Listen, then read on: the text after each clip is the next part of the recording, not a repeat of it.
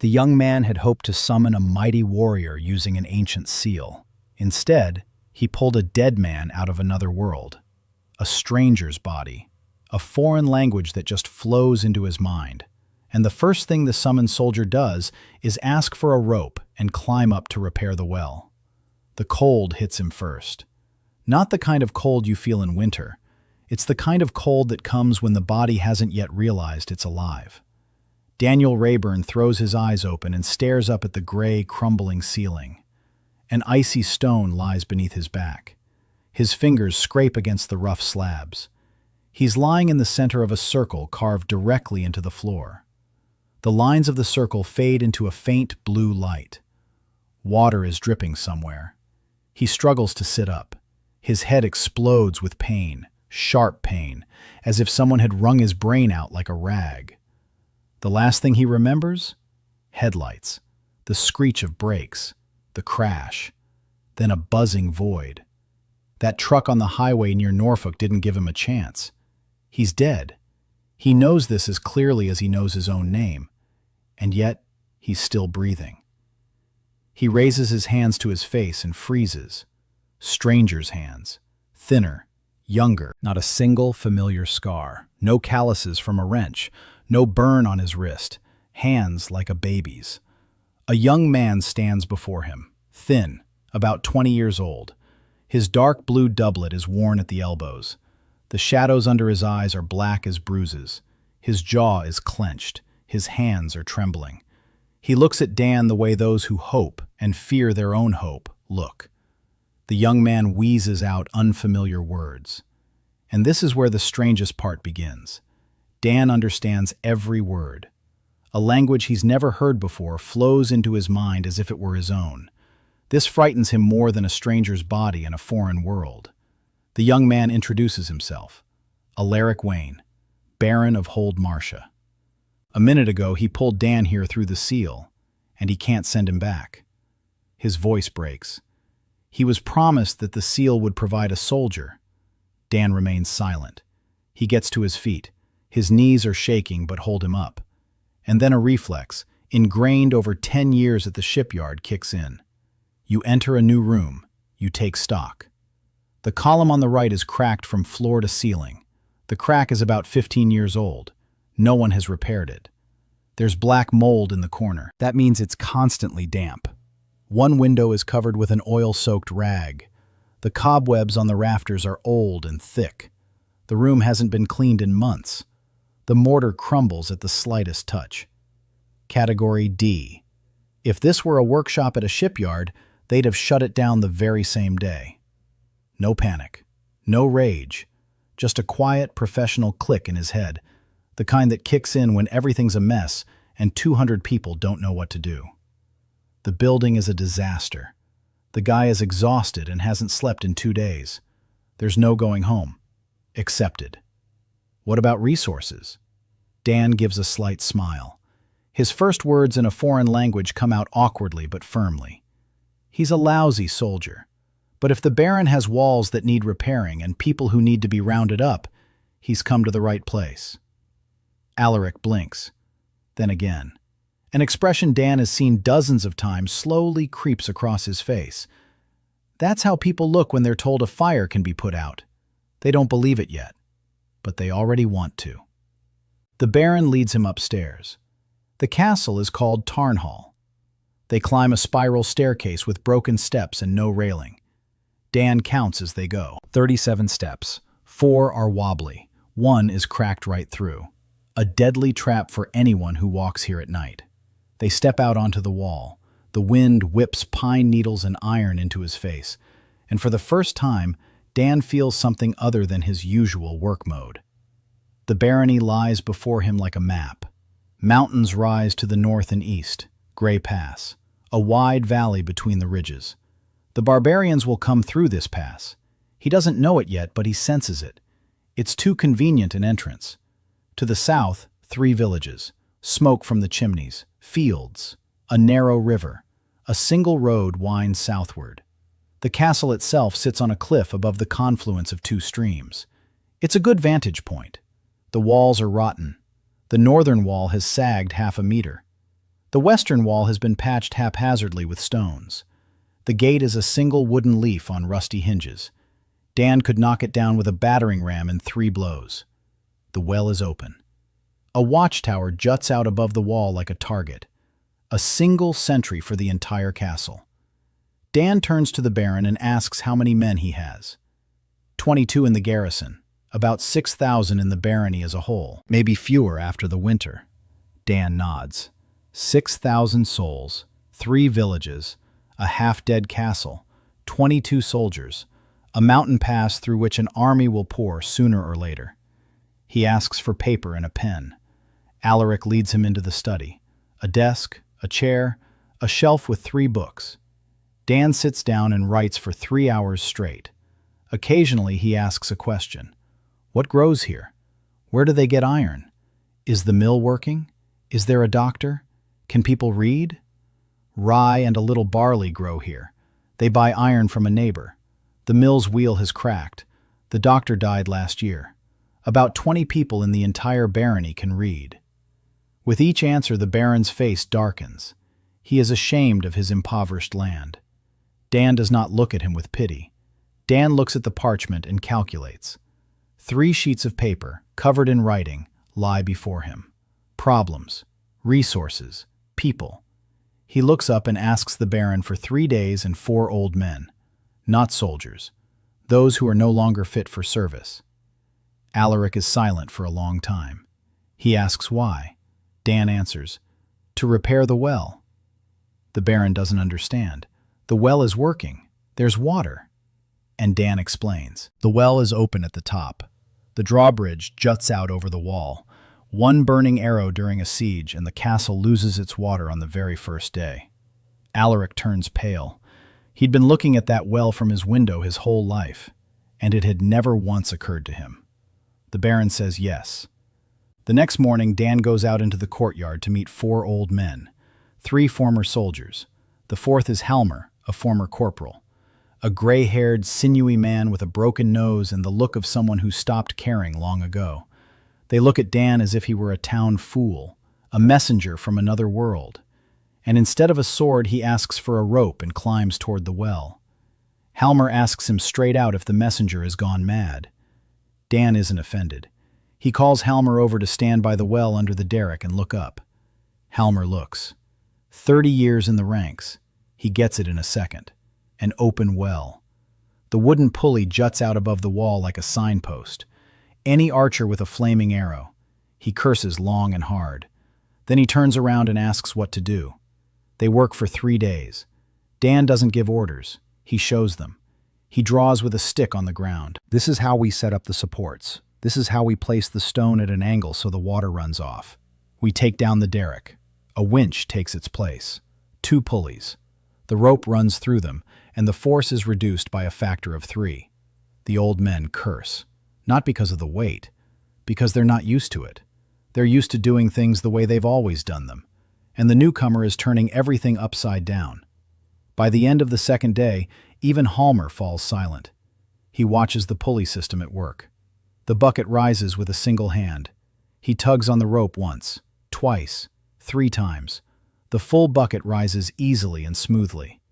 For 30 years he'd hauled this water. It was hard every single time. But now the cook's 10-year-old daughter turns the winch with one hand and laughs. A low stone canopy stands over the well. Not a single shell can get inside. The winch is hidden under the roof. It's simply not visible from the well's outer wall. In the evening, the old men sit by the water and smoke in silence. And in the morning, Halmer walks into the Baron's chambers without an audience. The old sergeant has the right to do so. He says one thing.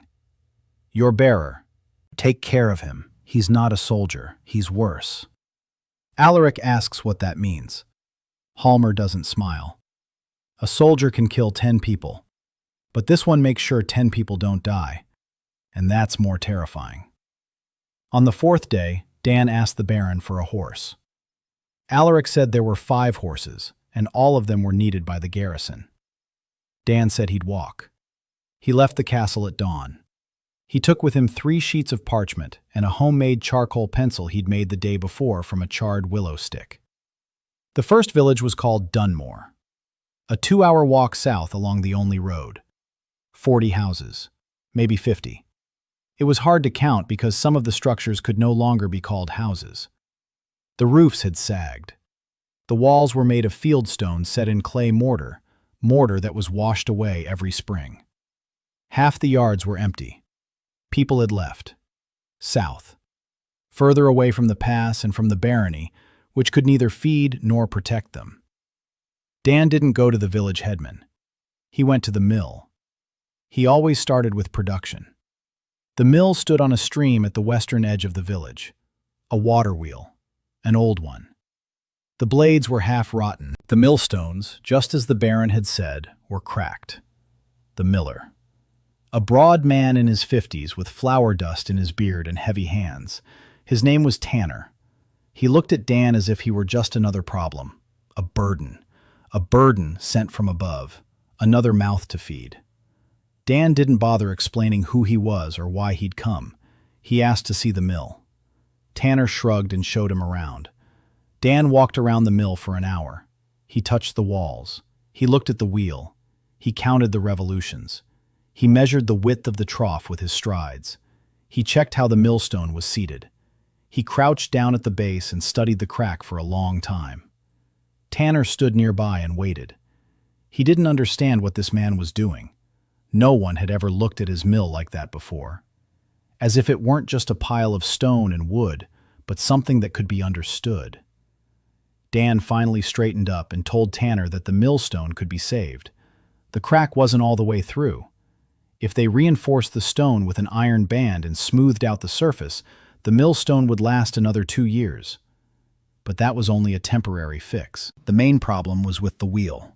The blades were at a right angle to the current, and half the water's energy was being wasted. If the angle were adjusted and more blades added, the wheel would spin twice as fast with the same flow. Tanner listened, and his expression slowly changed. Not because he believed it, but because this stranger was talking about the mill as if he knew it better than a man who had worked there for 30 years. Dan drew a diagram on the parchment. The new angle of the blades, a rim for the millstone, and a trough with a sluice gate to regulate the flow. Tanner stared at the drawing for a long time. Then he asked how the bearer knew about mills. Dan said that in his world, mills were the first thing people learned to build properly. Tanner grunted, but he didn't give the drawing back. He placed it on a shelf next to the sacks and weighed it down with a stone so the wind wouldn't blow it away. From Danmore, Dan traveled further southwest. The second village, Bakersfield. 30 houses, cattle ranchers, sheep and goats, pastures on the hillsides. Things were a little better here. The livestock provided milk and wool, but the wool was sold raw for a pittance to middlemen from Moore County. The middlemen paid 3 copper coins per bale. In town, the same bale was worth a silver coin. Dan made a note of this. The third village, Cornwall, the farthest one, 4 hours from the castle, 20 houses, lumberjacks and charcoal burners. Charcoal. Dan stopped when he saw the charcoal pits. 4 pits, primitive. They piled the wood into a heap, covered it with earth, and set it on fire. Half the charcoal was wasted. The yield of finished product was at most 30% of the wood loaded into the pit. In his world, this had been considered a criminal waste of resources as far back as the 18th century. He stood by the pits for a long time. He counted. Then he took notes. This was the key point. Coal, iron, the forge. The entire chain began here. If the coal yield could be raised to 60%, if the supply to the castle forge could be organized, if the blacksmith stopped wasting half the coal due to poor airflow, then, from the same forest in the same hands, it would be possible to obtain twice as much iron. And from twice as much iron, we can make nails, spikes, hinges, bolts, horseshoes, tools, things that are currently bought with silver from our neighbors.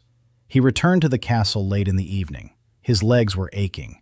This new, weak body, unaccustomed to long marches, had given out sooner than he expected. On the stairs at the entrance to the main tower stood a woman. Tall, thin, dark blonde hair pulled back into a tight bun, fingers stained with ink. Her face was tired and wary. She looked at Dan like an investigator looking at a suspect. It was Celestina Vayne, Sella, the Baron's older sister. She said the Baron was waiting for him in his office and that dinner had long since gone cold. Her voice was even, cold, not a single unnecessary inflection. Dan nodded and walked past her. He noticed 3 things. Ink-stained fingers meant she kept records. Her dress had been altered at least twice. Her posture was straight despite her fatigue. This woman was the one pulling the strings, not the Baron. Her. He entered the study. Alaric was sitting at the table, trying not to show that he was nervous. Standing nearby was a man Dan had never met before. Old, 60, maybe older, skinny as a stick, gray eyes, piercing, unpleasant. Seneschal Corbin, the late Baron's right-hand man. He had served the House of Vayne for 40 years and believed he had the right to decide whom to trust here. He didn't trust Dan. You could see it in every line of his face. Dan sat down at the desk. He laid out his notes and began to speak. He spoke simply, without jargon, without trying to impress. 3 villages. Danmore. The mill is broken. People are fleeing. Bakersfield. Wool is being sold for a pittance. Cornwall. Coal is being burned in a barbaric manner, and more than half is being wasted. The castle. The walls are crumbling. The garrison consists of 22 men. The forge is operating at a quarter of its capacity because there isn't enough coal. Food supplies last for 2 months, maybe 3 if rations are cut back on rations. There's only one road. If it's cut off, the barony will die within a week. Alaric listened. He turned pale, but he didn't interrupt. Corbin listened too. His expression didn't change. He knew all this. He'd known it for 20 years. And that was exactly why he hated hearing it from a stranger. Dan finished discussing the problems and moved on to the reason he'd come. He said the barony wasn't hopeless. It was poor. It was weak. But it had 3 things its wealthy neighbors didn't have: forest, water, and people with nowhere else to go. 6,000 people who'd already hit rock bottom. They can't be scared because things can't get any worse. They can only be lifted up. He said he wasn't asking for power. He wasn't asking for a title. He wasn't asking for money because there wasn't any anyway. He was asking for one thing, for the Baron to let him work, to give him the right to speak with the craftsmen, with the peasants, with the blacksmith, to give him the right to change what isn't working. And 3 months. If things don't improve in the barony within 3 months, Dan will leave. Alaric looked at Corbin. The old seneschal remained silent. That was his way of saying he was against it. But he had no right to forbid the Baron, and he knew it. Alaric turned to Dan and said, "Yes." His voice was quiet but firm. Corbin left without saying goodbye. Dan didn't pay any attention. He was already thinking about tomorrow. First, the mill. If the millstone is repaired and the wheel rebuilt, the village of Dunmore will stop buying flour from its neighbors. That silver will stay in the barony. Second, coal. If he showed the coal miners how to build a proper retort pit, coal output would double. The smithy would get fuel. Third, the blacksmith. It all began with the blacksmith and ended with the blacksmith. Without decent iron, there would be nothing. No nails, no tools, no weapons. He met Brenn the next morning. The forge stood against the castle's south wall. Stocky, stone walls, a thatched roof. Inside, it was hot and dark. A blast furnace, an anvil, a barrel of water, tools on the wall. Old, worn out, half of them homemade. Brenn stood at the anvil, big, broad, hands like shovels, a red beard streaked with gray, about 55, maybe 60. His back was hunched, not from age, from pain. He was forging something.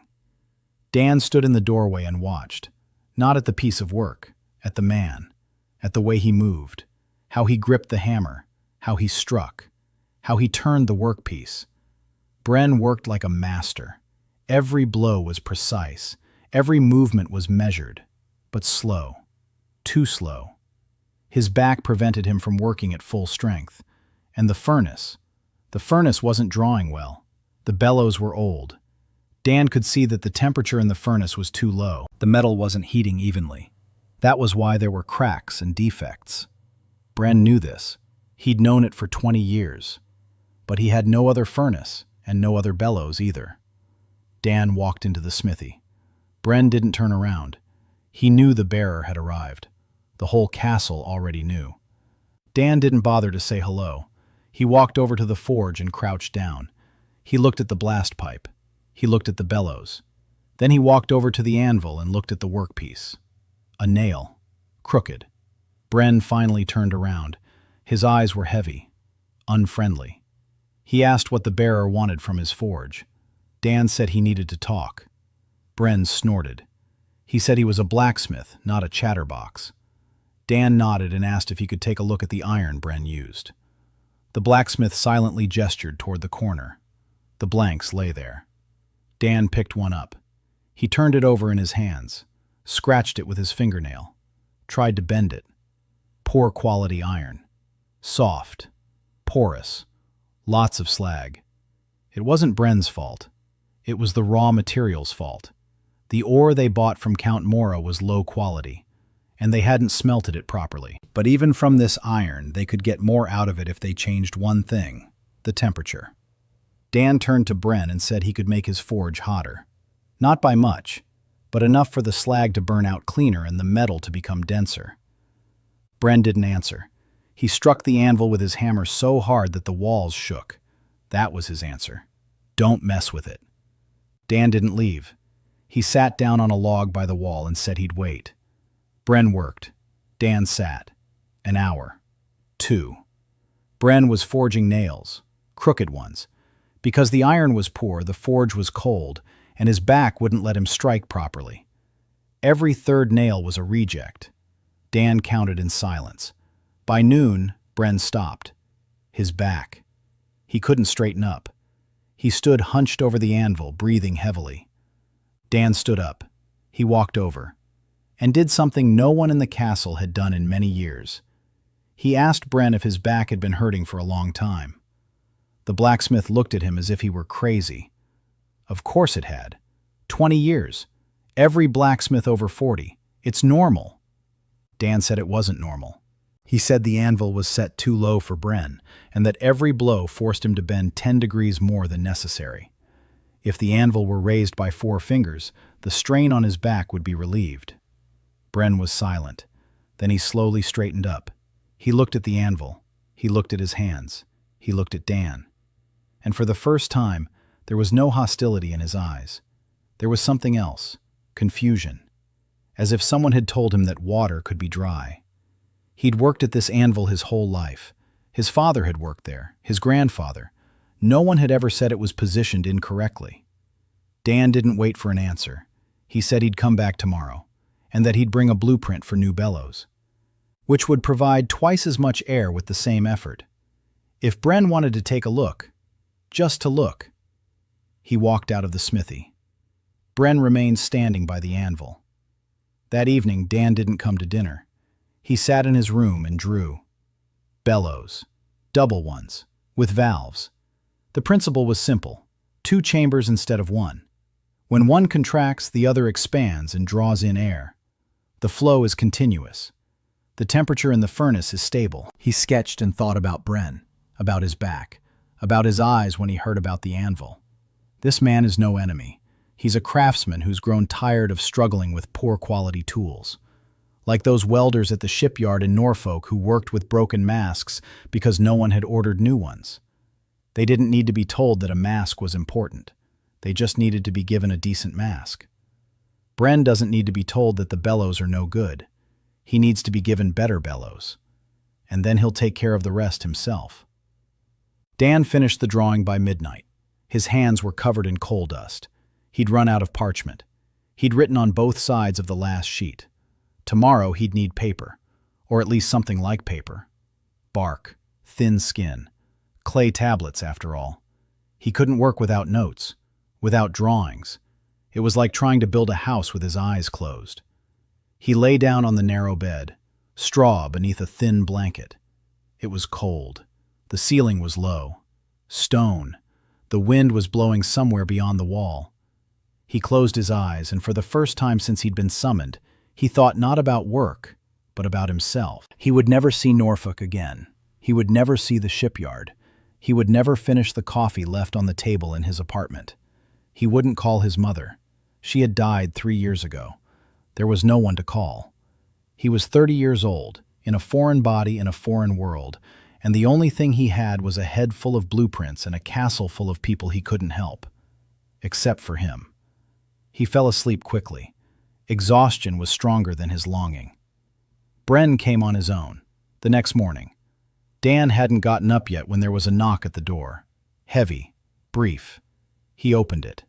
The blacksmith was standing in the hallway. In his hands was a blueprint for the bellows, the very same one. Dan had left it on the anvil yesterday before leaving. Brenn silently unfolded the parchment and pointed to the valve. He asked what to make it from. Leather would work. Dan replied that leather would work if it was thick enough. Calfskin was best. Brenn nodded and left. He said neither thank you nor goodbye. He just turned around and headed for the smithy. Dan stood in the doorway and watched him go, and he smiled. He knew this type of person. Masters don't talk. Masters do. If Brenn came for the blueprint, it meant he'd studied it. It meant he understood the principle. And that meant in 3 days there would be new bellows in the smithy. A week later, the temperature in the forge would rise by 200 degrees. In 2 weeks, the first nail would come out straight. And in a month, Brenn would come by himself to ask what else could be improved. Dan got dressed and went down to the courtyard. Sella was standing by the well. She was drawing water with a new winch. Her movements were precise, economical. This wasn't the first time she'd done this. She noticed Dan. She nodded. She didn't smile. Dan approached and asked if he could look at the castle's financial records. Sella gave him a long, appraising look. She asked why. Dan said he couldn't work blindly. He needed to know how much grain was in the granaries, how much silver was in the treasury, how much is spent each month and on what. Sella said the treasury was empty. Dan said that an empty treasury was information in itself. She was silent for a moment. Then she turned and walked into the castle. Dan followed her. She led him into a small room on the ground floor. The table was piled high with scrolls. A shelf with rough leather binders, a candle, an inkwell, 3 quills of different thicknesses. This was her study, her world. Ink stains on the table had seeped into the wood. Some of the stains were 10 years old. She had been working here since she was 15. Sella placed a stack of scrolls in front of him, records from the past 3 years. Dan began to read. An hour later, he realized the scale of the disaster. The barony of Horde spent its silver on 4 things: salt, iron, cloth. Taxes to the crown. Salt was purchased from merchants in the south. Iron from Count Mora. Cloth also came from the south. Taxes were paid once a year. The barony's income, sales of raw timber, raw coal, and raw wool. All raw materials. Not a single finished product. The barony functioned like a pump. Raw materials flowed out. Silver flowed out. Nothing remained inside. A classic colonial economy. Dan had seen this 100 times. At the shipyard, in textbooks, in documentaries about third world countries. You export raw materials cheaply, but you buy the finished goods at a high price. The difference. Poverty. Forever. He set the scrolls aside and looked at Sella. She was sitting across from him, waiting. She was used to people reading her notes and shaking their heads. Dan didn't shake his head. He told her that the notes were excellent, accurate, complete. She had good handwriting and a good system. Sella blinked. She had expected anything but a compliment. Dan continued. He said he saw a problem and he saw a solution. The problem was that the barony sold raw materials and bought finished goods. The solution: stop selling raw materials, start processing them. Don't sell wool in bales, full it into cloth, sew it, sell the fabric or even clothing. Don't sell coal by the sack, burn it in the forge, forge nails, Sell the nails. Every step of processing increases the price 2 or 3 times over. Sella listened. Her expression didn't change, but Dan saw the knuckles of her fingers with which she was gripping the edge of the table turn white. She knew this. She had known it for a long time. But she had neither the people, nor the knowledge, nor the time to change it. She was making do with what she had. Every day, every month, every year, alone. Dan told her she didn't have to keep struggling alone anymore. She looked up at him. He saw something in her eyes that made him uneasy. Not gratitude, not hope, fear. She was afraid to believe him, because if she believed him and it didn't work out, it would be worse than it was now. Dan didn't try to comfort her. He took out his parchment and began to draw. A diagram, a simple one. A circle in the center, a castle, lines radiating from it to 3 villages, arrows from the villages, what they produced, what they consumed, where the money went, where the leaks are, where the chain can be closed. Sella looked at the diagram. Then she suddenly reached for her quill. She dipped it in ink and placed a dot on the diagram. Here, between Danmore and Bakersfield, there's an old fulling mill, abandoned for about 10 years, but the walls are still standing, and the canal from the stream can still be cleared out. Dan looked at her. She knew about the fulling mill. She'd known about it for 10 years, but she couldn't do anything about it because getting it up and running required a craftsman, tools, time, and manpower. And no one had asked. He told her that tomorrow they'd go to the fulling mill together. Sella nodded, briefly, businesslike. She stood up and left. Dan was left alone at her desk. He sat there for another 2 hours, reading the records, doing the math. And the more he calculated, the clearer the picture became. The barony wasn't hopeless. It was neglected, like that workshop at the shipyard after the restructuring. There was equipment. There were people. There were raw materials. There was no system. There was no plan. There was no one to tie it all together. He went out into the courtyard. The sun was high in the sky. Smoke was rising from the chimney of the smithy. Brenn was working. Dan walked over to him. The blacksmith was standing at the anvil.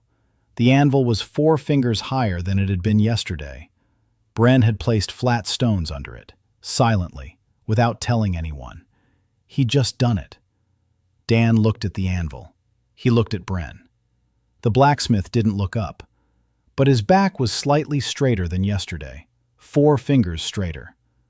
Dan didn't say anything. He smiled and kept walking. By evening, he reached the barracks, a small stone building by the eastern wall.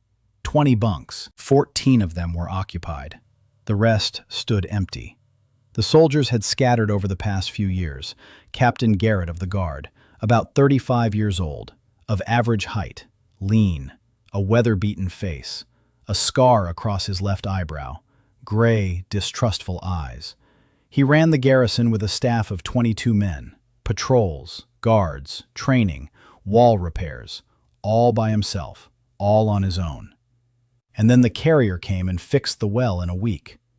And now everyone's talking about the well, but no one mentions that Garrett kept the walls and the guards going for 5 years through sheer stubbornness.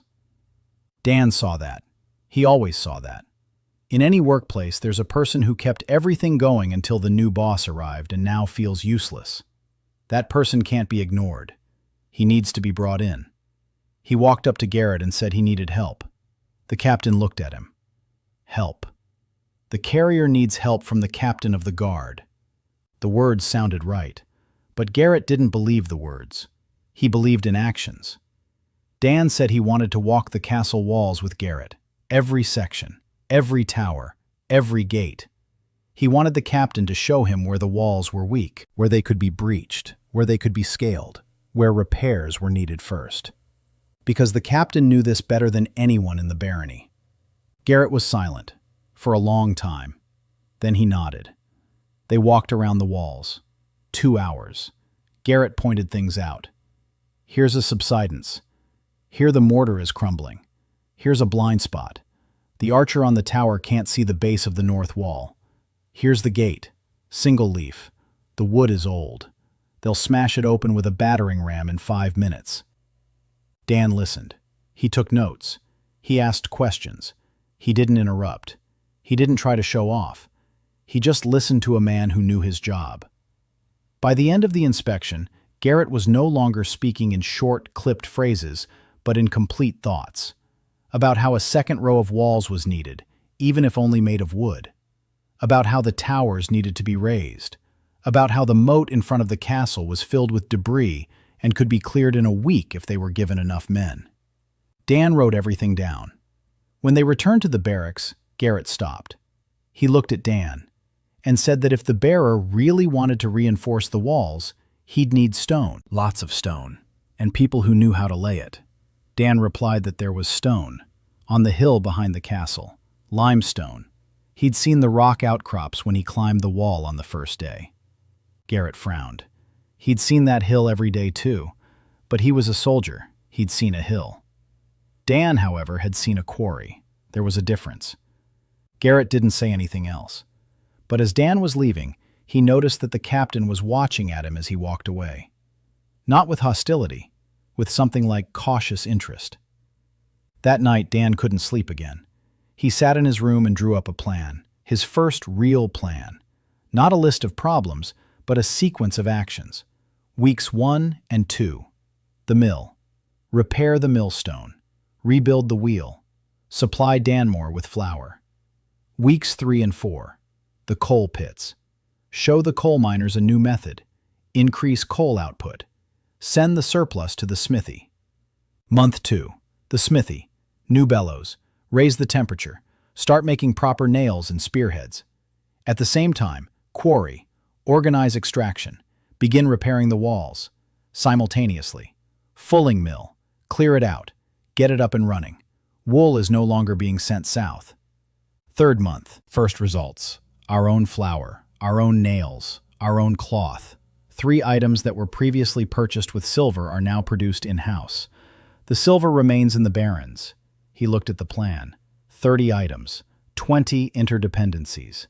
Every step is linked to 3 others. If the mill doesn't start working, the peasants will continue to buy flour, and the silver will flow out. If coal doesn't reach the forge, Brenn won't be able to forge properly. If Brenn doesn't forge nails, the walls can't be repaired. If the walls aren't repaired, Garrett won't be able to hold the castle. One chain, one weak link, and everything will collapse.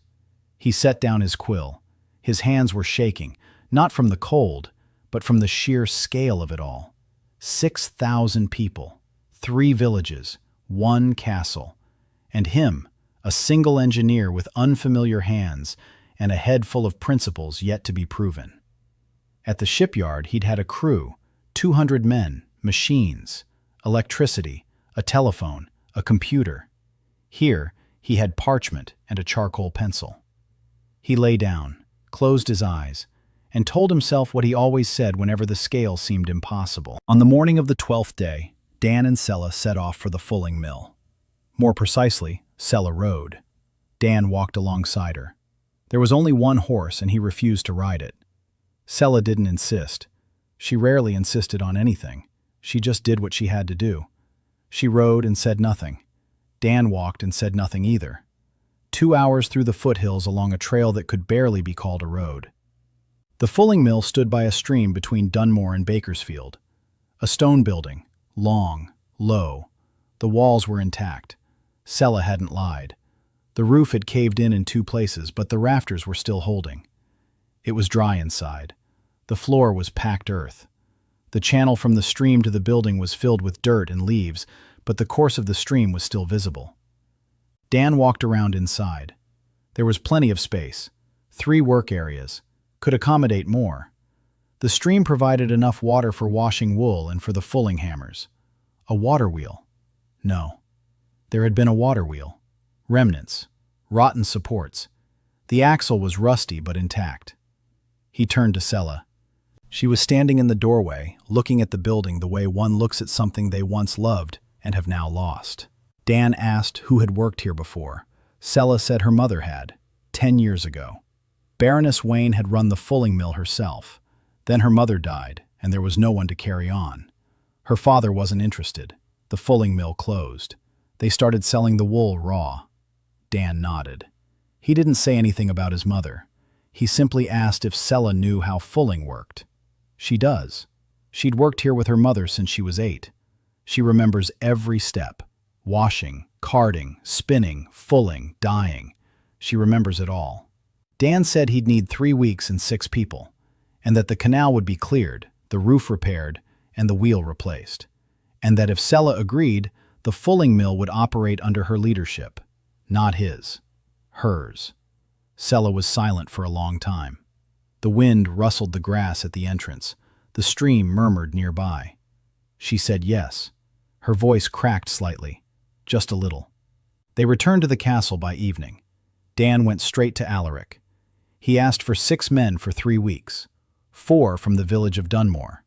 2 from the castle. The Baron agreed. Corbin was present. He said nothing. His silence grew heavier with each passing day. He didn't trust Dan. He didn't believe that a stranger could change what had been falling apart for 30 years. And the more people around him talked about the well, the mill, and the blacksmith shop, the tighter Corbin clenched his teeth. He was waiting for it to fail. He was certain it would fail. On the 14th day, Dan went to Cornwall, to the charcoal burners. There were 7 of them, all from the same family. The eldest, a man in his 40s named Godwin, had a dark face. His hands were black with soot. His eyes were sharp and wary. Dan didn't bother explaining the theory. He asked permission to dig a single hole his own method, next to their pits.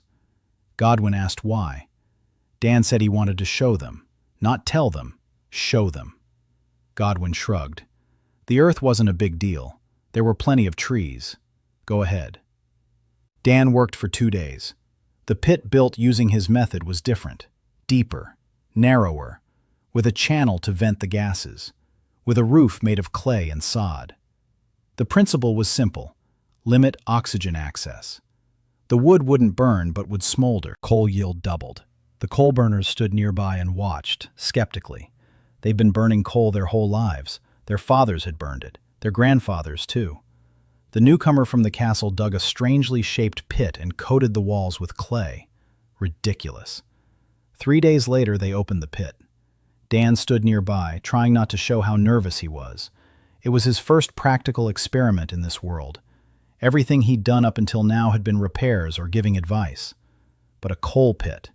This was his own achievement. What if it didn't work? What if he'd gotten the proportions wrong? If the clay had cracked?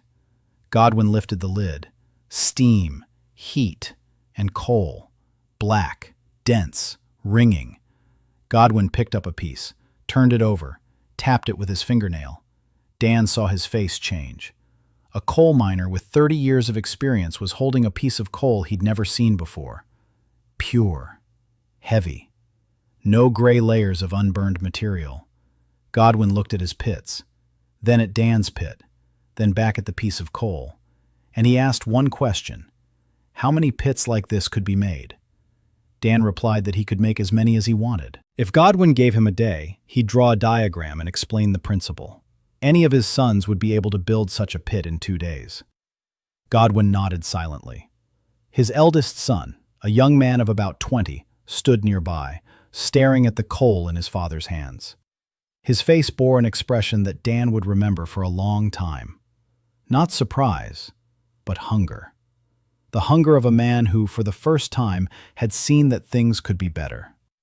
Dan returned to the castle with a sack of the new coal and took it to Brenn. The blacksmith took a piece. He examined it.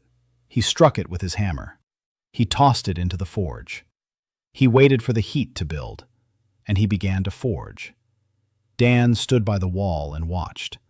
The new bellows were already in use. Brenn had assembled them in 4 days. Double chambers, leather valves, a continuous flow of air.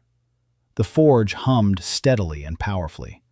With the new coal, the temperature jumped even higher. Brenn was forging. The hammer fell onto the anvil, which stood 4 fingers higher. The iron beneath the hammer was different, softer, more malleable. The slag burned off more cleanly. The nail came out straight. The first straight nail in God knows how many years. Brenn laid it on the anvil. He looked at it and said nothing. But Dan saw his hands. They weren't trembling. For the first time in all the years he'd known the blacksmith, Brenn's hands were completely still. It was the first month. The mill wasn't running yet. The water wheel was still under construction. Tanner and his 2 assistants were replacing the blades. The millstone was secured with an iron hoop that Brenn had forged from the new iron. Flour would be ready in 2 weeks. The fulling mill wasn't running yet either. They were clearing the canal, repairing the roof, building the water wheel. Sella went there every day. She came back late, silent, focused, with dirt under her fingernails and a gleam in her eyes that Dan saw for the first time. The castle walls. Garrett began clearing the moat. 10 men from the village of Dunmore, old men and teenagers, those who couldn't work in the fields. The moat in front of the castle was as deep as a man is tall and 3 times as wide. It was filled with debris, earth, and rubble. The clearing went slowly, but it was getting done. Stone for the walls. Dan went up the hill behind the castle with 2 guys from the garrison. Limestone, soft, easy to split, good for masonry, bad for load-bearing structures, but it'll do for repairing the walls. He showed them how to split the stone in layers, how to use wedges, how to select blocks of the right size. The guys listened. One of them, a skinny redhead named Finn, looked at Dan with the same hunger as Godwin's son. This guy wanted to learn. Dan took note of him. By the end of the first month, Dan wasn't sleeping more than 4 hours a day. He was rushing back and forth between the castle and the villages, the mill, the blacksmith shop, the coal pits, the fulling mill, the quarry, the moat, the walls. Every day brought a new problem. The bellows started leaking on the 3rd day. The leather turned out to be too thin. Brenn found some calfskin and remade them. The millstone was wobbling after it was secured. They had to level it out. 3 days' work. The canal leading to the fulling mill collapsed in one spot. Clay. They had to reinforce the walls with stone. Another 2 days. Every time one problem was solved, 2 new ones popped up. That was normal. Dan knew this. It was always like that at the shipyard. You make a schedule. A machine breaks down. You revise the schedule. The wrong materials arrive. You revise it again. That's normal. The main thing is not to stop. But his body was letting him down. This new, weak body wasn't used to physical labor. His hands were rubbed raw and bleeding from the ropes and stone. His legs were swollen from walking. His back ached from hauling stones with the guys at the quarry. He couldn't not help haul them. If you ask people to work, you work alongside them. That's rule. An ironclad one. It worked at the shipyard. It worked here too. The 29th day, morning. Dan stood on the castle wall and looked out at the gray pass. Mountains, forest, silence. Somewhere beyond those mountains lay the Horde. Thousands of horsemen. They'll come. Not today, not tomorrow, but they'll come. And when they do, he must have walls that stand, people who are fed, weapons that work, and time he doesn't have. The seal was activated during the night. Dan was asleep. Alaric woke him. The Baron's face looked strange, excited and bewildered at the same time. He said the seal had been triggered, the second summons. They went down to the hall. The circle was glowing. A woman was sitting on the floor in the center, short, sturdy, black curls, dark skin. On her forearm was a tattoo of an anchor. She looked around quickly, sharply, like someone accustomed to assessing a situation in seconds. Her eyes were sharp, piercing. She saw Alaric, then Dan, and her gaze settled on Dan. She said 3 words in English. Dan froze.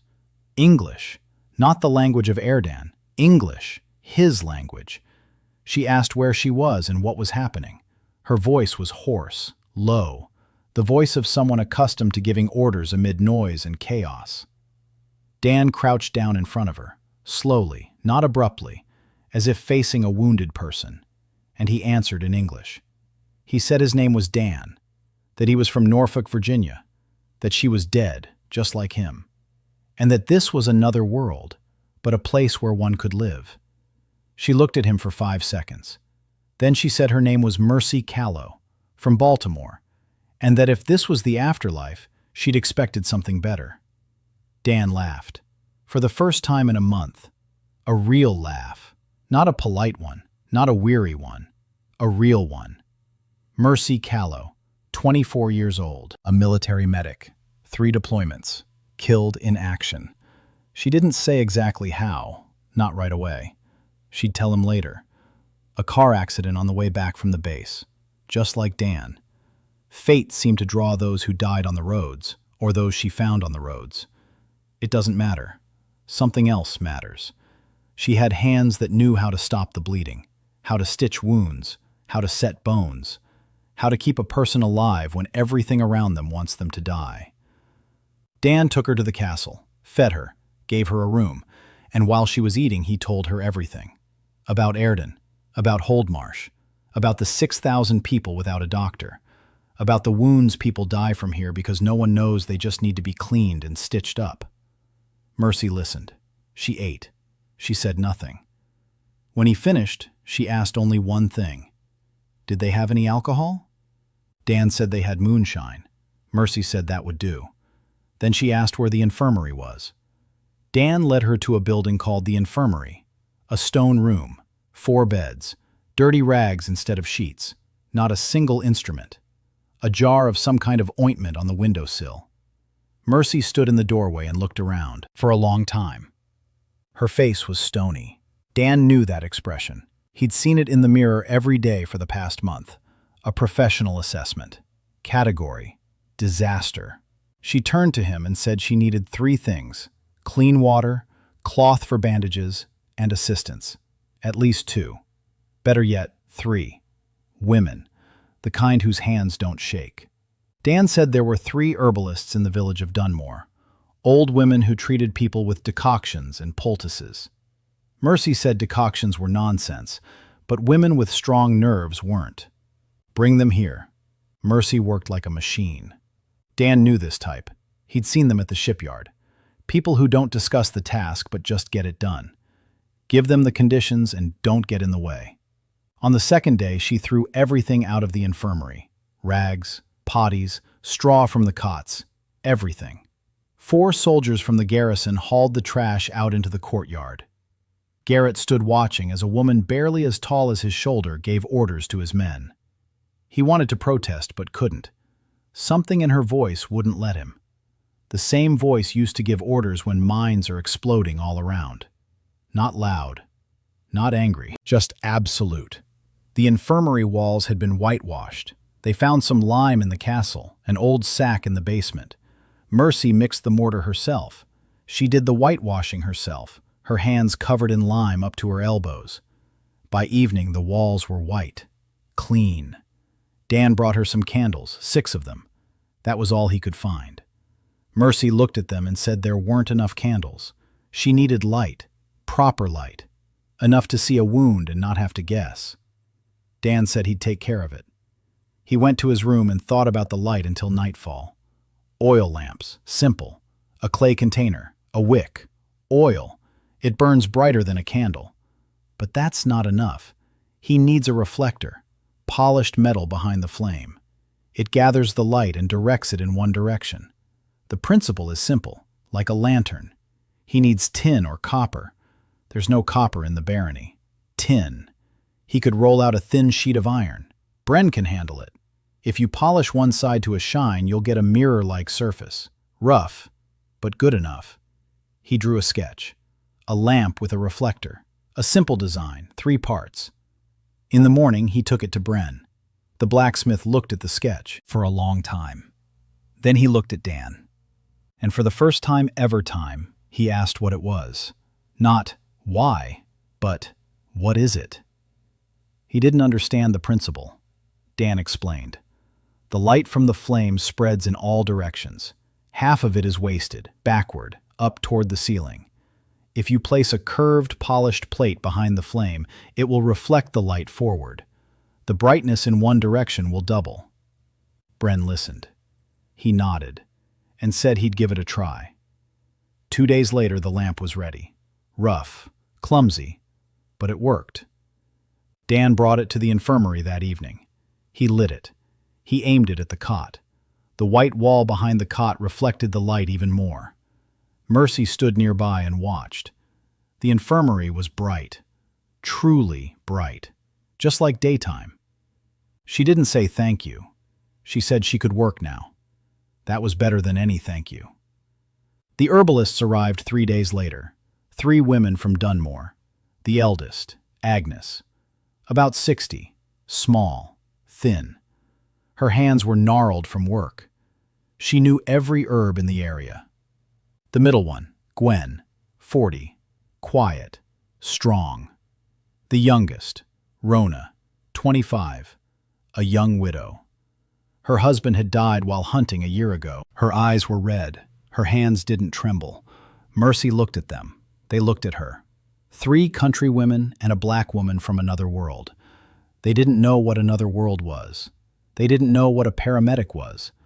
They knew one thing. This woman heals people. They heal people too. The rest didn't matter. Mercy began teaching them that very day. Not theory, practice. Wash your hands, always. Before touching a wound, afterward. Boil water, always. Cloth for bandages. Boil that too. Don't use dirty cloth on an open wound. Never. Agnes listened in silence. Then she said they'd never done it that way. Mercy replied that that was exactly why people died from scratches. Agnes fell silent. She thought for a moment. Then she nodded. She was old. She'd seen people die from scratches her whole life.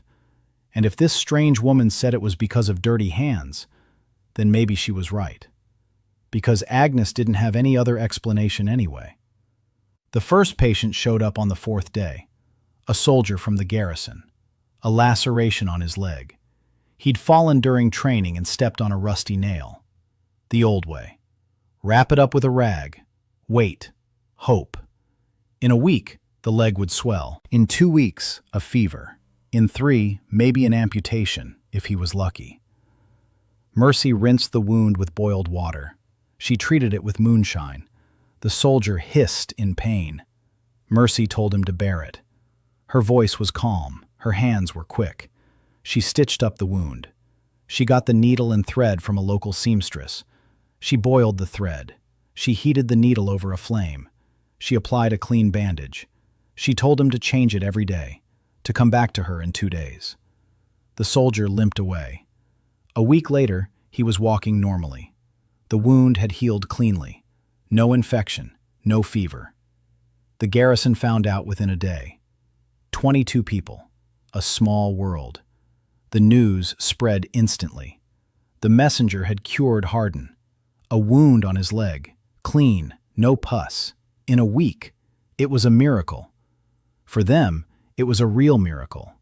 Because here, people lost their legs and their lives from such a wound. And this woman simply washed it, stitched it up. That's all. Mercy didn't consider it a miracle. She considered it basic hygiene. And she was angry, quietly, inside. Because everything she did was at the level of a first-year medical student. Washing hands, sterilization, stitches, bandages, things they teach you in the first week. And here, it was saving lives. She told Dan about it that evening. They were sitting on the castle wall, sunset. The mountains were pink in the last light. She said she felt like a fraud, that she wasn't doing anything special, that any medic could have done the same thing. Dan looked at her and said that was exactly the point. You didn't have to be a genius. You just had to know what they didn't know here, and do it. Mercy fell silent. Then she said he was right, and that this was the strangest war she'd ever been in. A war against dirt. Dan smiled and said that dirt had killed more people than all the wars put together. Mercy said he was a nerd. Dan said he was an engineer. It's the same thing. She laughed, loudly, sincerely. The sentry on the tower flinched and looked at them. Meanwhile, work was underway at the mill. Tanner and his assistants had finished the wheel. New blades. The angle had been adjusted. Dan had come to take a look. The wheel was turning, faster than the old one, significantly faster. The millstone, held in place by a hoop, ran smoothly. The flour was white, pure. Tanner stood nearby and looked at the flour. He'd been grinding grain for 30 years, and for the first time, the flour was like this. Without gray specks from crumbling stone, without chunks of unground, smooth, white. He scooped up a handful, rubbed it between his fingers, and looked at Dan with a look that Dan was already beginning to recognize. The look of a man who had seen that things could be better. The mill was working. The first finished product, flour. The village of Dunmore no longer buys flour from its neighbors. 2 silver coins a month stay in the barony. Small change, but the first small change. The first step. Dan returned to the castle and updated his notebook. He now called the stack of parchments bound with coarse thread his notebook. On the first page was a list.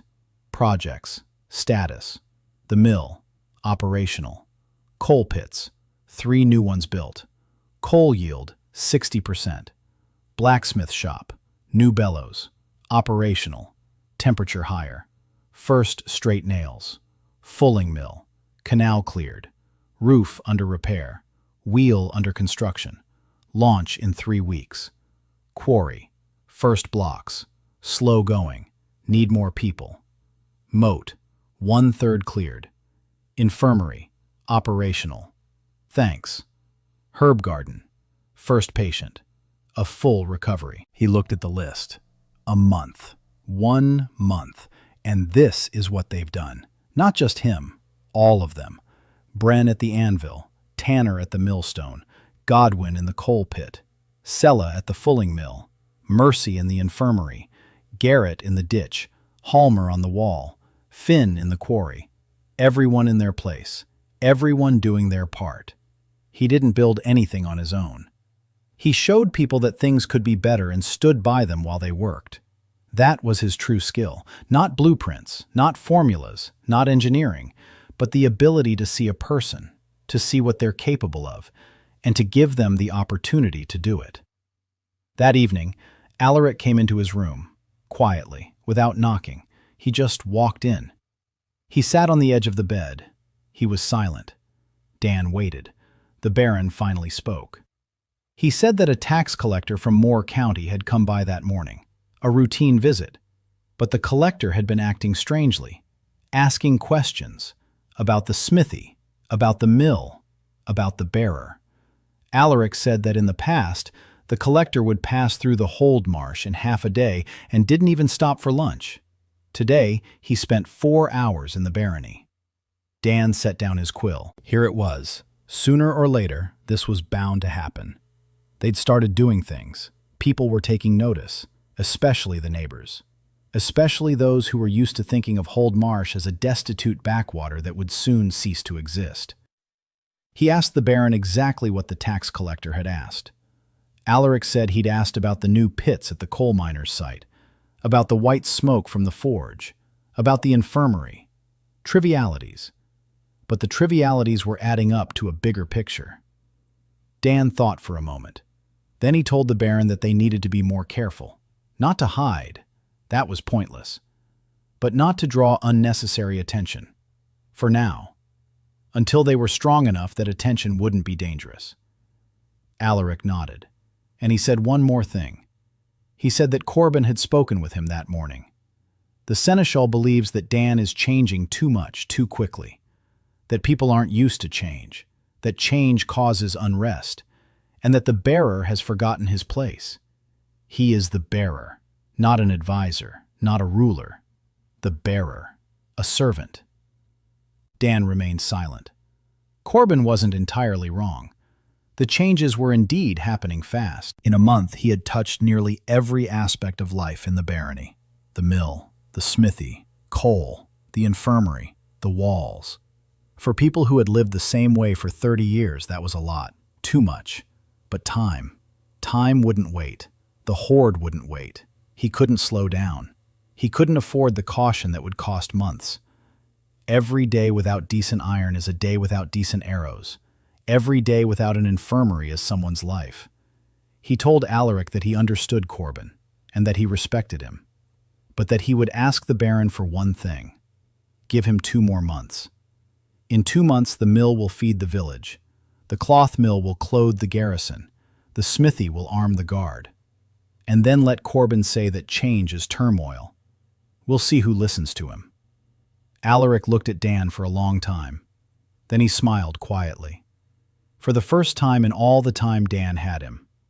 Not the Baron's forced smile in front of his subjects. A real one, a boyish one. He said Dan would get his 2 months, and he left. Dan was left alone. He sat down at the table. Before him lay parchments, blueprints, lists. Outside the window, night, stars, strange stars. Not a single familiar constellation. He looked at them and thought about how, in a month, the 3rd bearer would arrive. The seal would send another person. Who? He didn't know. But he was already beginning to suspect that the seal knew better. He was the first to arrive, the engineer, the man who builds systems. Mercy was the second to arrive, a paramedic, a person who saves lives. 2 people, 2 skills needed above all else. A coincidence? Maybe, or maybe not. He blew out the candle and lay down. The wind howled outside the wall. The mountains stood like a dark wall on the horizon. Somewhere beyond them lay the Horde. Somewhere to the south lay the capital, Duke Valmont, Count Moore. The wider world which still knows nothing of the small barony at the edge of the map. Not yet, anyway. Dan closed his eyes. Tomorrow, the cloth mill.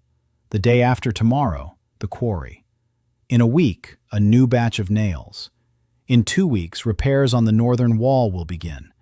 In a month, the 3rd bearer. He fell asleep. And for the first time since his conscription, he didn't dream of Norfolk. The 3rd bearer arrived at the end of the 2nd month. The seal activated at night, just like last time. Dan was already waiting. He'd been counting the days. 30 since Mercy's conscription. Exactly 30. The seal worked like clockwork. A man was sitting on the floor in the hall. Short, thin, Asian features. Glasses. Or rather, the marks left by glasses on the bridge of his nose. The glasses themselves glasses were gone. He was squinting and turning his head, trying to make out at least something. To him, the world was a jumble of colored spots. Dan crouched down in front of him. He spoke in English. The man replied with an accent, not American, but Korean. His name was Han Ji-un, 26 years old. A surveyor and cartographer.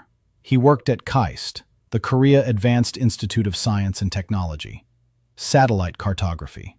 She had died. Dan didn't ask exactly how, not right away.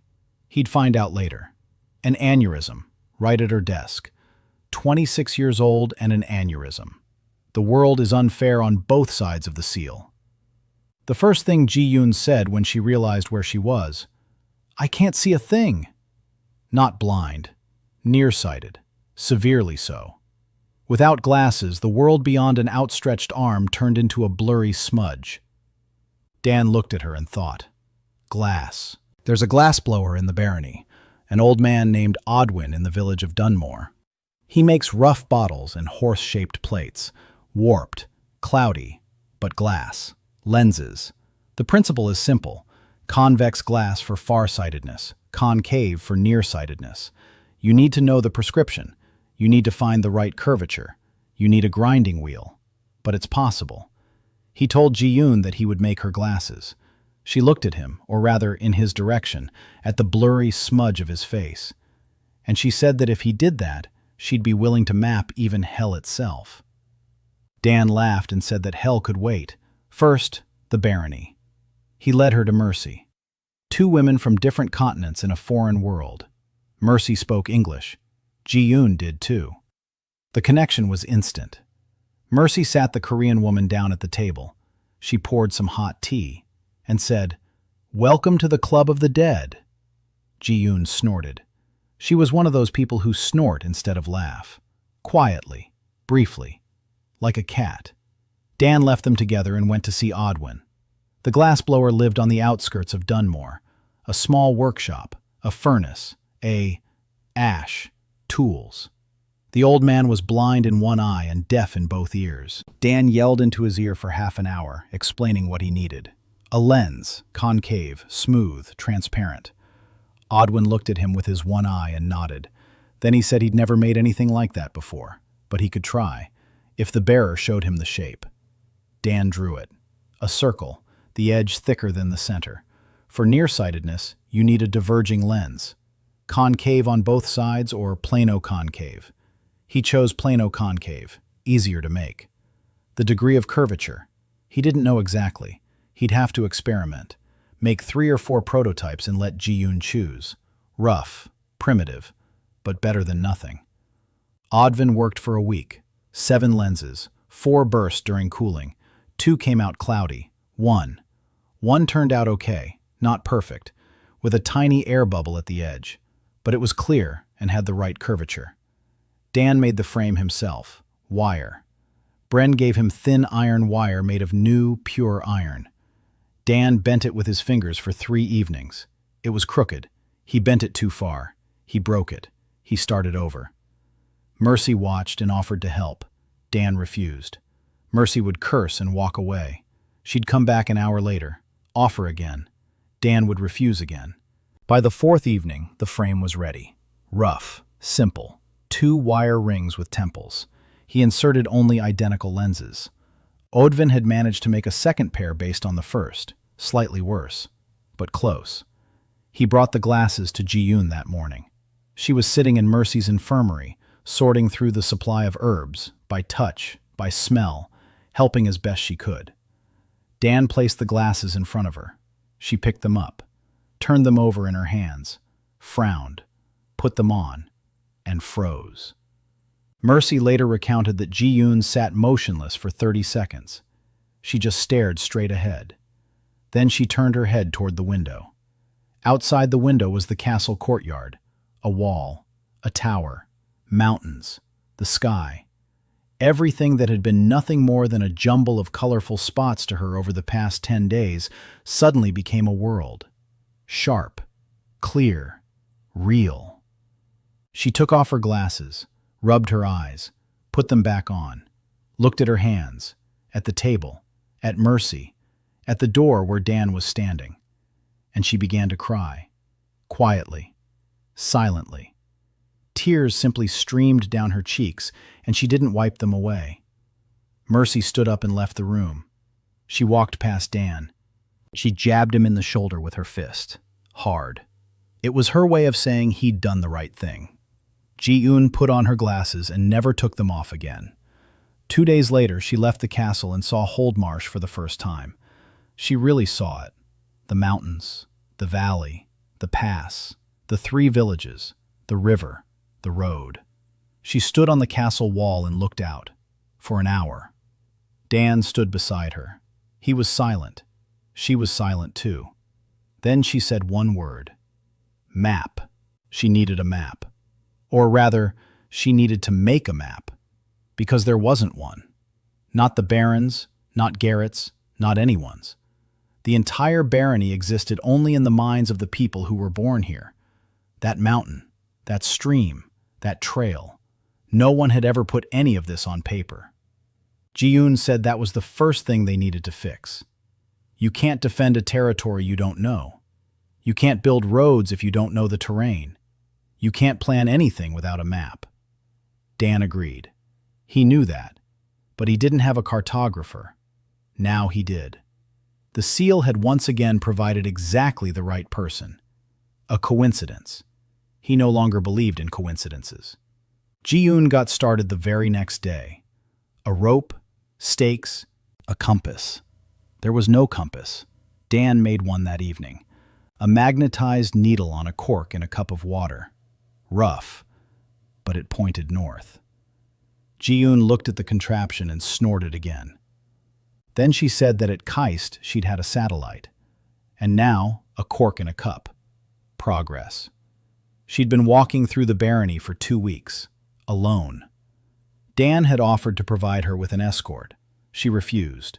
She said an escort would get in the way. She measured. She calculated. She took notes. triangulation, baseline, angles, distances, 18th century methods. For her, it was like going back to school. For Hold Marsh, it was a revelation. 2 weeks later, a map lay on the Baron's table. The first real map of the barony. Parchment, ink, every hill, every stream, every trail, every house in every village, elevations, distances, scale. Alaric stared at the map and couldn't tear his eyes away. He was born here. He grew up here. He knew every stone. But he had never seen his land like this, in its entirety, as a single space. Garrett stood beside him. The captain ran his finger across the map and muttered to himself. Here's a blind spot. Here's a ford.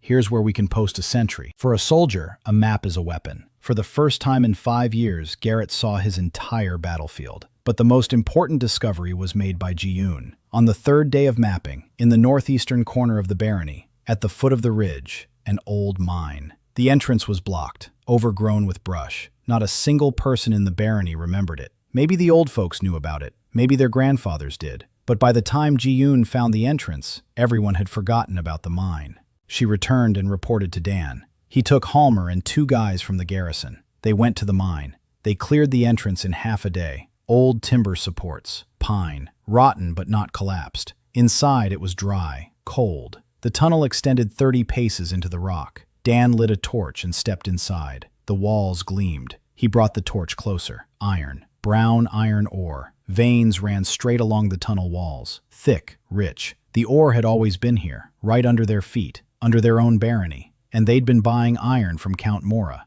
at triple the price. Halmer stood nearby, staring at the walls. The old foreman knew what iron was. He'd been sharpening swords for 30 years. He whistled softly and said one word. Plenty. Dan nodded. A lot. Enough for Holdmarsh to stop depending on Count Mora. Enough for Brenna's forge to run at full capacity. Enough to forge not only nails, but also arrowheads and horseshoes and hinges and locks and tools. He returned to the castle and told Alaric. The Baron listened. He turned pale. Then he flushed. Then he turned pale again. Iron. His own iron. He couldn't believe it. Dan said there was no need to believe it. They had to work. The mine needed to be reinforced. New supports, ventilation, drainage. They needed people.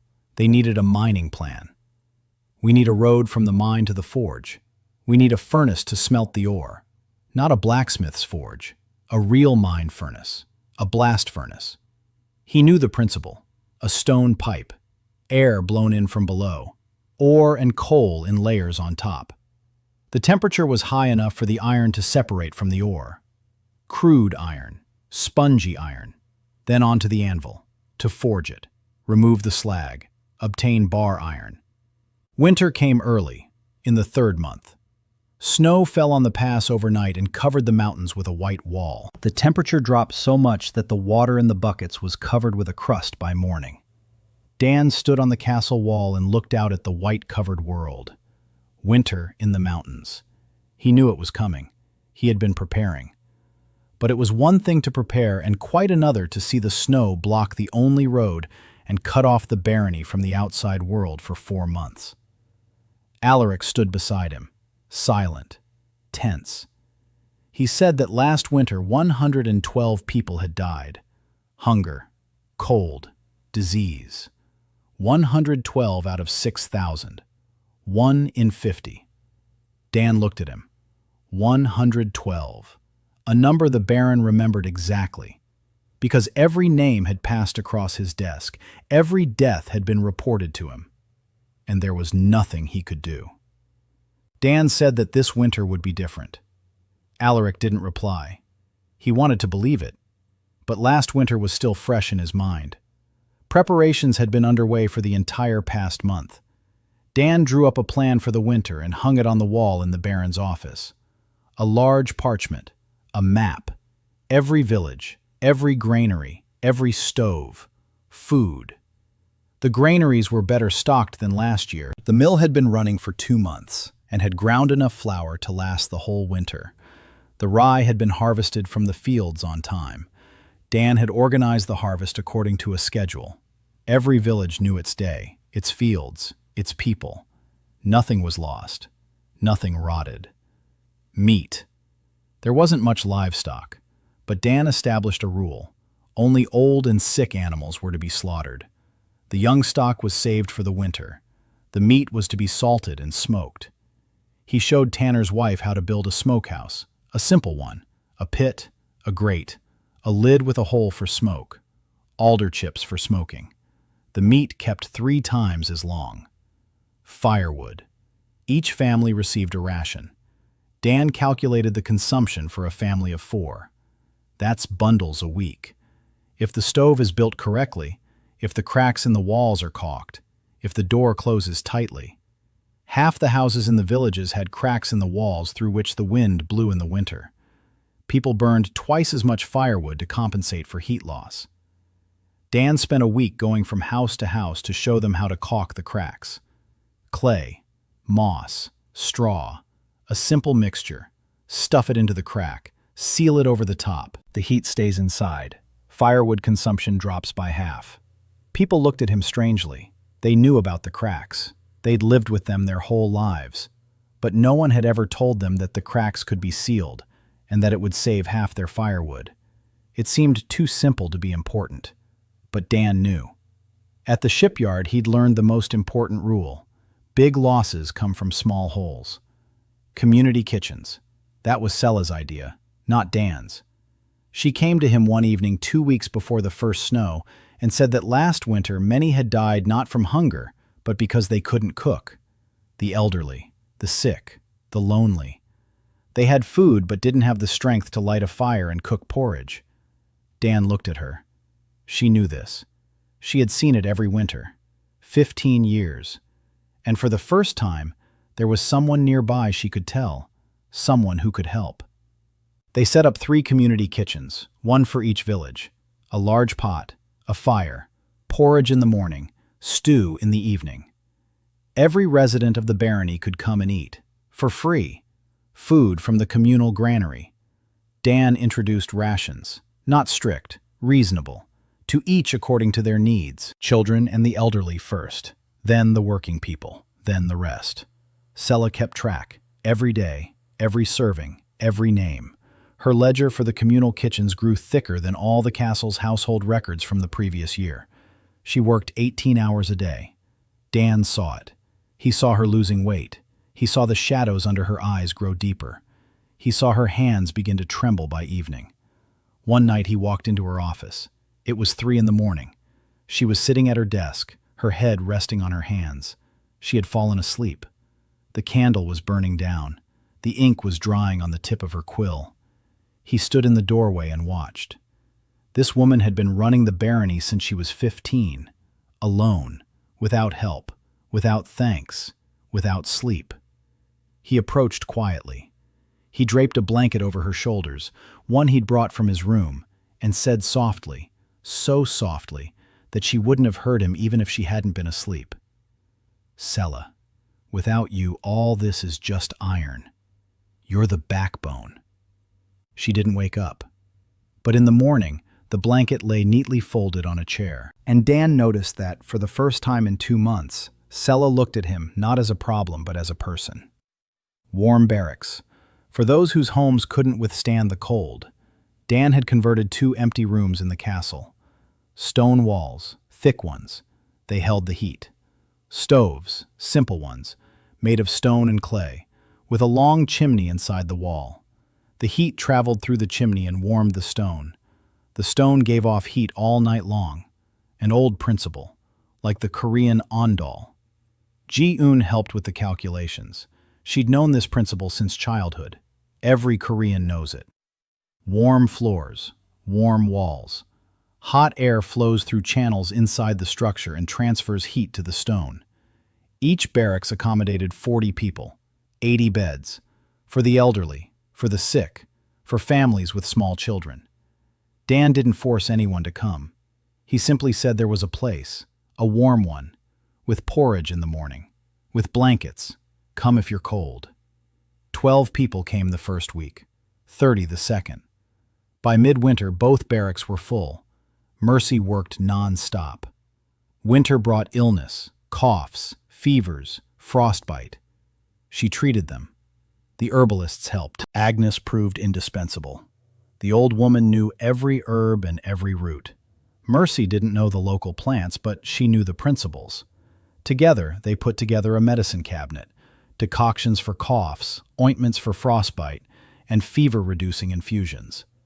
Mercy checked every one of Agnes's recipes. Some worked, some didn't. She wrote down the ones that worked. She discarded the ones that didn't. Agnes didn't take offense. She was old and wise enough to understand. If it helps, we keep it. If not, we throw it away. No hard feelings. Midwinter, the hardest time of year. January, according to the local calendar, was called White Claw. The frost was so severe that trees cracked with a sound like a gunshot. Dan didn't sleep. He went around the villages every third day. He checked the stoves. He checked the supplies. He checked on the people. He counted. He took notes. How much firewood was left? How much flour? How many were sick? How many had recovered? Sella walked with him. They didn't talk on the way. They walked in silence, side by side, knee-deep in snow. She knew the way. He knew why he was walking. That was enough. Once, on the way back from Cornwall, a blizzard began. Sudden, vicious. Visibility dropped to zero. Dan and Sella stood on the trail and could see nothing. No road, no trees, just white. Sella took his hand, silently, without a word. She simply took his hand and led the way. She knew this trail by heart, every turn, every rock. She'd been walking it for 15 years. They walked for 2 hours. Her hand was icy and firm, like iron. Dan held on to that hand and thought that without this woman, he would have frozen to death in a ditch, and no engineering could have saved him. They reached the castle, alive, wet, frozen. Sella let go of his hand at the gate. She looked at him, briefly, and went inside. Not a word, not a smile. She just left. Dan stood at the gate and watched her go, and he realized that something had changed, not inside him, between them. Winter ended at the beginning of the 4th month. The snow began to melt. The road opened up. The sun emerged from behind the clouds for the first time in 10 weeks. Dan stood on the castle wall next to Alaric. The Baron was counting. Dan was counting too. They were counting the same thing. The dead. 0. Not a single person. Not one. For the first time in 30 years, Alaric stood there, unable to speak. He looked at his villages, at the smoke rising from the chimneys, at the people coming out of their houses and squinting in the sun. Everyone was alive. Everyone. He turned to Dan. His eyes were wet. He wasn't crying. Barons don't cry. But his eyes were wet. He said that he didn't know how to thank him. Dan replied that there was no need to thank him. They needed to keep building. Winter was over, and now they had 6 months until the next one, and a to-do list 3 scrolls long. Spring brought mud and hope. The snow melted, and the roads turned into rivers of brown sludge. But people came out of their houses and got to work. Something had changed over the winter. Dan could see it in their eyes, in the way people moved, faster, more confidently. Before, they worked because they had to. Now, because it made sense. The mill was grinding. The blacksmith's forge was hammering. The fulling mill had started up a week before the first snow, and Sella had managed to produce 20 ells of cloth. Coarse, heavy, but their own. The first in 10 years. The garrison received new raincoats. Warm, identical. Garrett looked at his soldiers in their identical raincoats and couldn't believe it. 22 men looked like a squad. Not like a rabble, like a squad. The 4th month, the 4th bearer, the seal, night, the circle, light. A man on the floor, tall, red-haired, freckled, broad shoulders, kind eyes. An Irish accent so thick that even Dan didn't understand him at first. Ian McCabe, 32 years old, a schoolteacher, Dublin. He taught math and history in high school for 15 years. He died. Cancer. A long, agonizing battle. 2 years of chemotherapy. His final months in hospice care. When he opened his eyes in the Hall of Seals and realized that nothing hurt, he was lying on the stone floor and laughing. Just laughing. For 5 minutes. Alaric stood nearby, not knowing what to do. Dan stood there waiting. He understood. A body free of pain after 2 years of agony. It's not funny. It's pure bliss. Ian stood up. He looked around and said that if this was heaven, they could have done a better job with the renovations. Mercy burst out laughing. They became friends instantly. 2 Irish-American personalities. Loud, straightforward, with a sense of humor blacker than coal. Dan looked at Ian and saw that the seal had once again provided exactly what was needed. An engineer, a doctor, a cartographer, and now a teacher. He told Ian that there were 6,000 people in the barony and only 20 could read. Ian stopped laughing. He looked at Dan seriously and said that this wasn't a problem, it was a crime, and that he was going to fix it. The school opened a week later. Not a building. There was no building. In-room in the castle. The largest one. A former dining hall that hadn't been used because the roof was leaking. Dan repaired the roof in 3 days. He patched it up. He laid new tiles made of fired clay. Rough, but it doesn't leak. Inside, they set up benches. A desk for the teacher. A blackboard. A real blackboard. A smooth wooden panel painted with soot mixed with glue. They found chalk in a limestone quarry. White. Soft. Writes smoothly. Ian stood in front of the empty blackboard with chalk in his hand and smiled. Like a man who had come home. The first lesson. 12 students. Children aged 6 to 12. And 4 adults. 3 sentries from the garrison whom Garrett had sent on Dan's orders. And Abby Tanner, the miller's daughter. 17 years old. Petite. Freckled. She spoke quickly and at length. She had come on her own. No one had called her. No one had ordered her to come. She'd heard that a school was opening in the castle and came. She sat down on a bench next to the 6-year-olds and said she wanted to learn to read. Ian looked at her. Then at Dan, who was standing in the doorway. Dan shrugged. Ian nodded and began the lesson. Letters, sounds, words, simple ones, just like in first grade. Because this was first grade. For everyone. Abby picked it up faster than anyone else. By the end of the first week, she was reading simple sentences. By the end of the second, she was writing. Crooked, with mistakes, but she was writing. That wasn't why Dan noticed her. He noticed her because of her notebook. 3 weeks after the school opened, Abby came to see him. In the morning. He was standing by the forge, discussing the design of the ladle with Brenn. Abby waited until they were finished. Then she walked over and placed the notebook in front of him. Sheets of birch bark sewn together.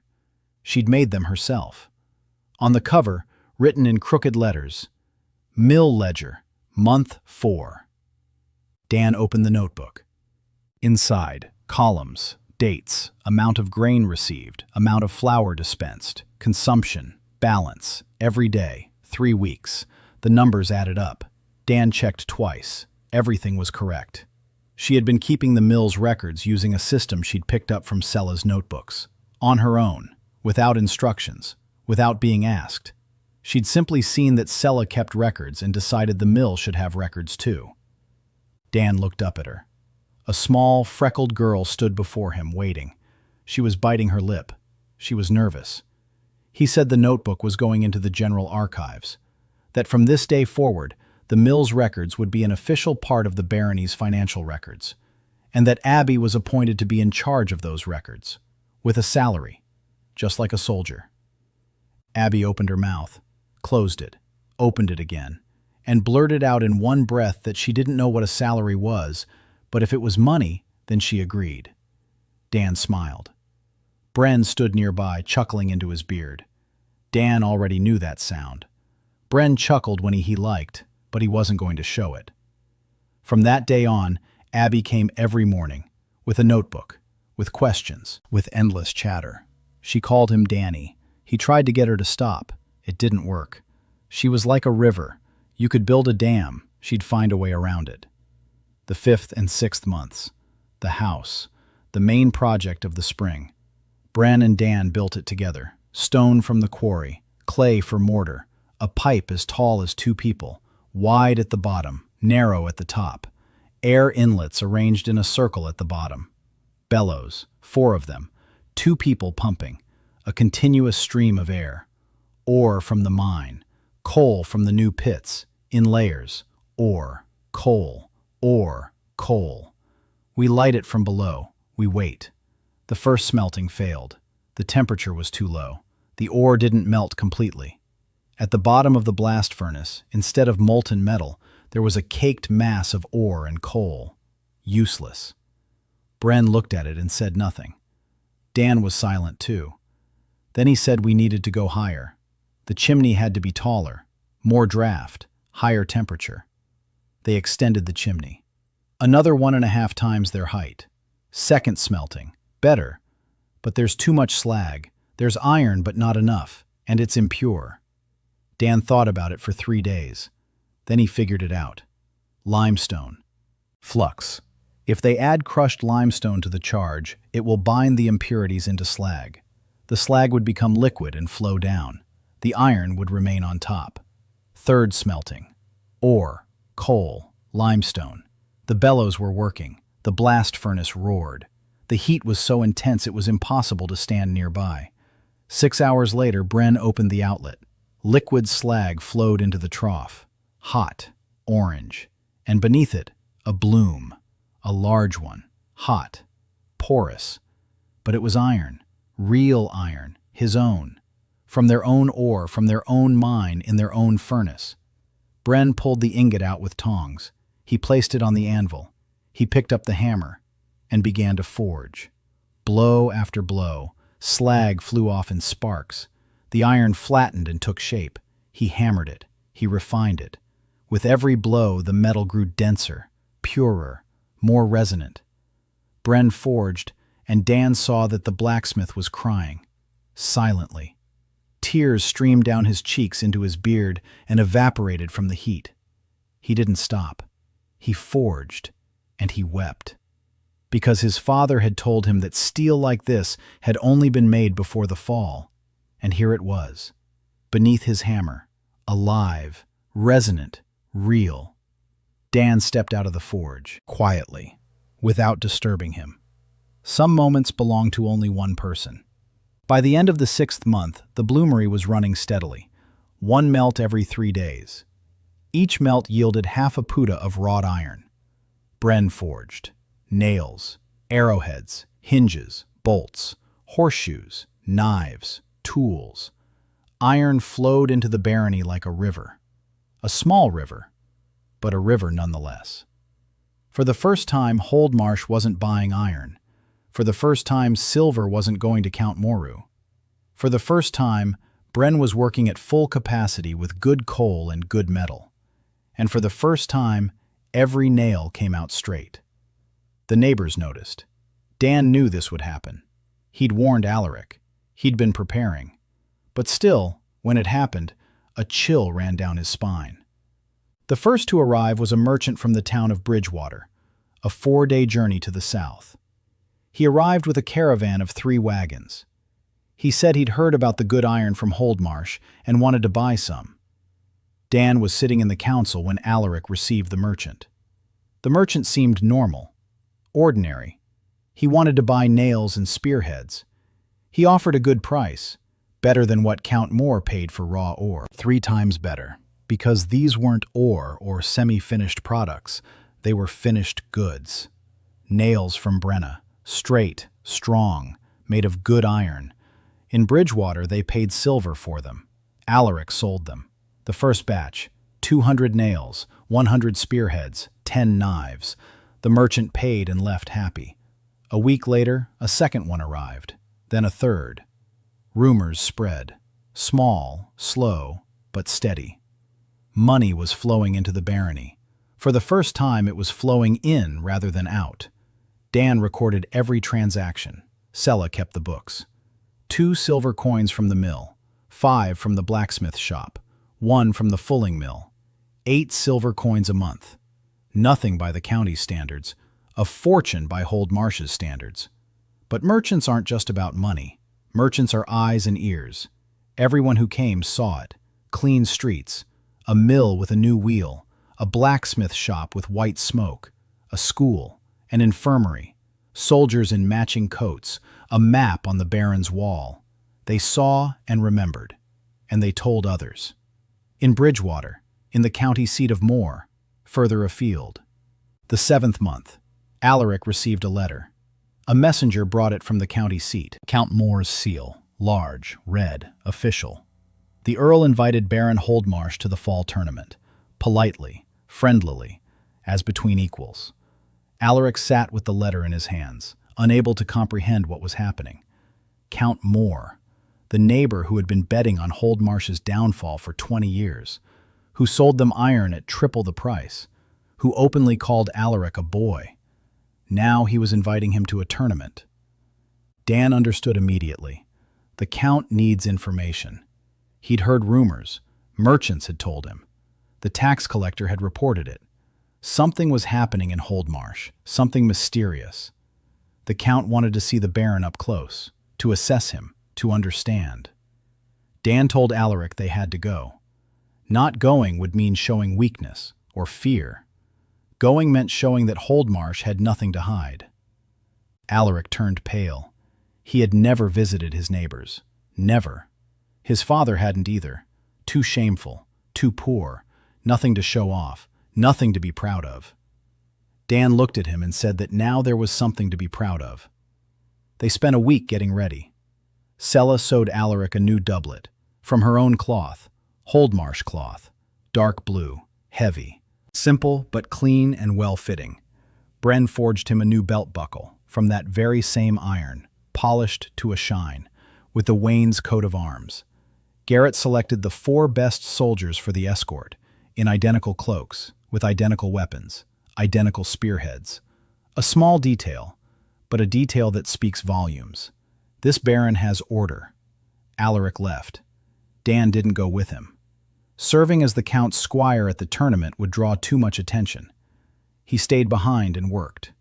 The manor, the mine, the fulling mill, the school, every day. The Baron returned 10 days later, a changed man. Dan saw it right away. Alaric sat upright in the saddle, not slouching, not averting his gaze. He looked at his castle like a master, not like a boy who'd been put in the wrong place, like a master. At dinner he told the story, the tournament, the battles, the feasts, the conversations. Count Moore watched him all evening, assessing him. The other lords did too. Holdmarsh, a penniless baron from the border, but in a new doublet, with a shiny buckle, with soldiers in matching cloaks, with his back straight. They asked him questions, cautiously, indirectly, about iron, about the mill, about the bearer. Alaric answered briefly, politely, just as Dan had taught him before he left. Don't brag, don't complain, don't ask for anything, just answer. Yes, the mill is running. Yes, the forge is working. No, we don't need help. Thank you. That was enough. Enough to sow the seed. Holdmarsh isn't dying. Holdmarsh is thriving, and it doesn't ask for anything. For the lords, accustomed to thinking of Holdmarsh as a burden and a sacrifice, this was like a slap in the face. A quiet one, a polite one, but a slap nonetheless. Alaric said one more thing. At the tournament, there was a man who introduced himself as a merchant from the capital. Gentle, smiling, intelligent. He approached Alaric on his own. They talked for a long time. He asked questions, not about iron, about the bearers, how many there were, what they did, where they came from. Alaric answered cautiously, just as Dan had taught him. The bearers work. They repair. They build. Nothing special.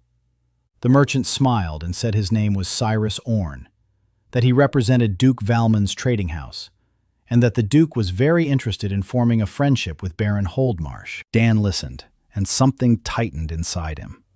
Duke Valmond, Alaric's main creditor, the most powerful man in the kingdom after the king. And he'd sent someone to look at Holdmarsh, not at the iron, not at the cloth, at the bearers. Dan stood up from the table. He walked over to the window. He looked out into the courtyard. Dark, quiet, guards on the walls, a fire in the forge. Brenn had worked late. He always worked late, Dan thought. Duke Valmon might summon the bearers once a week. 52 a year. An army, a legion, hundreds of blades. And now he learns that somewhere on the border, a penniless baron with just one summons a month is doing things that no one else in the kingdom does. Good steel, white flour, medicine, maps, schools. The Duke isn't a fool. He understands. It's not about the number of bearers. It's about the quality. And if he could bring these people to him, to his workshops, to his cities, under his control, the scale would be immense. Not 6,000 people, but 6 million. Dan knew this thought would come, because it had already occurred to him. At night, when he lay in his room and thought about what could be done with adequate resources, with real funding, with 1,000 craftsmen instead of just one Brenn. Scale, the most dangerous word for a man who builds. He turned away from the window and told Alaric that Cyrus Orne would be coming to Holdmarsh, sooner or later, and that they needed to be ready. Alaric asked, "Ready for what?" Dan said it was for an offer that would be very hard to refuse. The 9th month. Gunpowder. Dan had been thinking about it since day one, not as a weapon, as a tool. Saltpeter, sulfur, coal. 3 components. They had coal, sulfur. Ji-yoon had found sulfur springs near the northern ridge, yellow deposits around the hot springs. Sulfur, pure. Collect and dry it. Saltpeter, more complicated. You need saltpeter pits, organic matter, manure, ash, soil, urine. Mix it, pile it up, wait. Half a year. The saltpeter crystallizes on the surface. Collect it, rinse it, dry it. He had dug the pits back in the 3rd month, quietly, no explanations. He said it was for fertilizer. Partly true. Saltpeter is a good fertilizer, but its main use is something else. By the 9th month, the first batch of saltpeter was ready. A small amount, a handful of white crystals. Dan mixed the powder in his room, at night, alone. The proportions were approximate. 75 parts saltpeter, 15 parts charcoal, 10 parts sulfur. From memory, he wasn't sure. He sprinkled a pinch onto a stone, held a flame to it. A flash, bright, quick, acidic smoke. It worked. He sat on the floor of his room and stared at the soot stain on the stone. Gunpowder. In a world where it doesn't exist.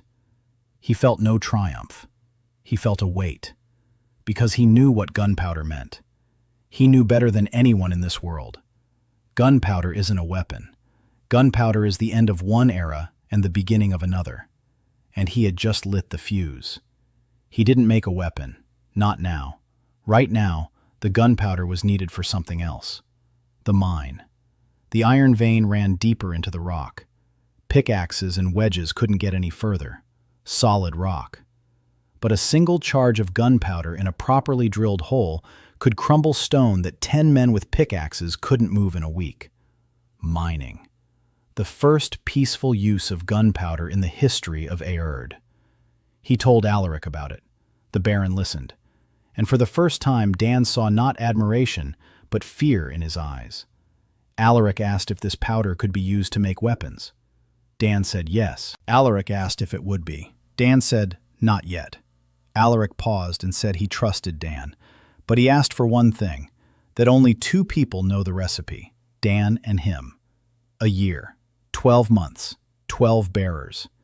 Dan stood in the Hall of the Seal and looked at the list he'd been keeping since day one. 12 names, 12 people from another world, each with their own talent, each in their own place. Himself, an engineer. Mercy Callow, a paramedic. Han Ji-yoon, a cartographer.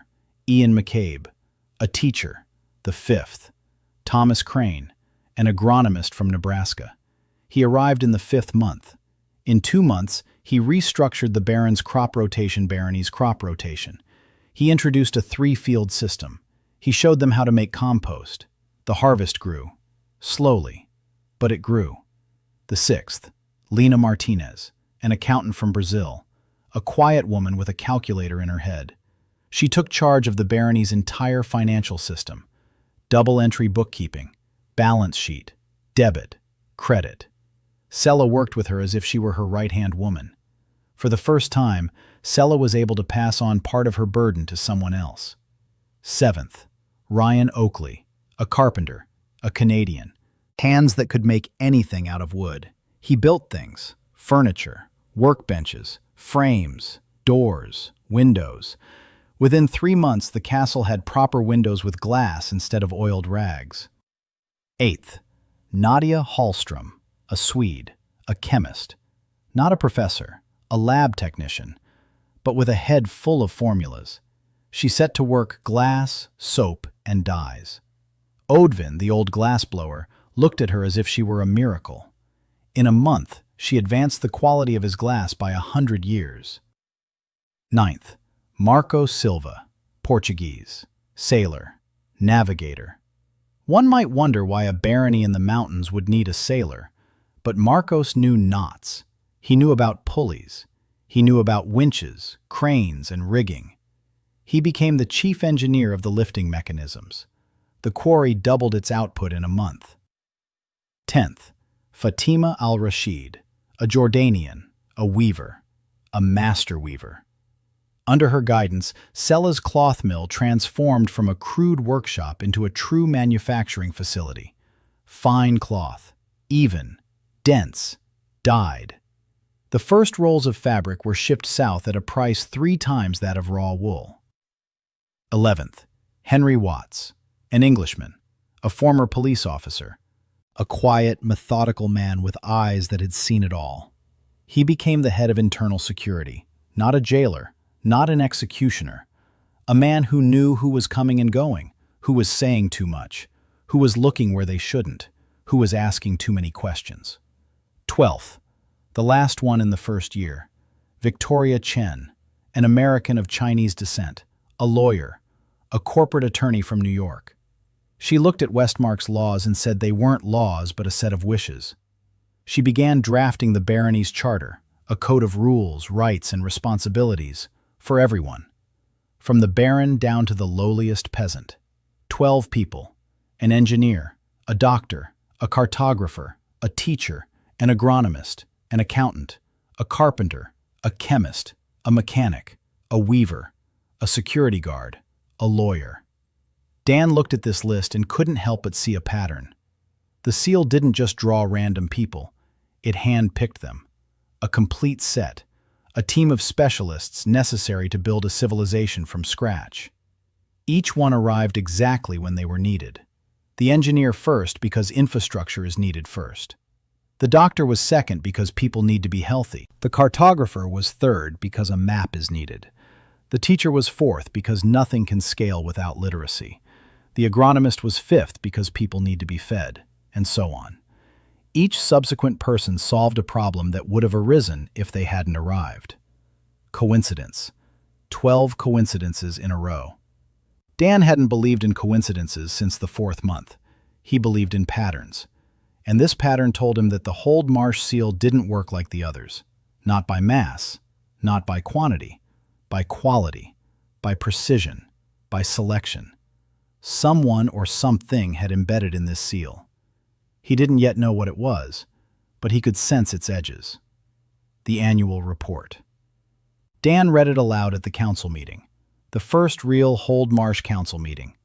Seated at the table were Baron Alaric, Sella, Garrett, Brenn, Corbin, the 12 bearers, Miller Tanner, Senior Coal Burner Godwin, Halmer. 20 people at a single table. The numbers. Sella and Lena had prepared them together. The population. It had grown. 6,200. 200 people had come from the neighboring villages of Count Mora, quietly, one by one. two at a time. Defectors. Those who heard that people don't die in the winter at Hold March and that there's a school and a healer there. Production. The mill is running at full capacity. The smithy. 300 nails a week, 50 arrowheads, 10 knives. The fulling mill.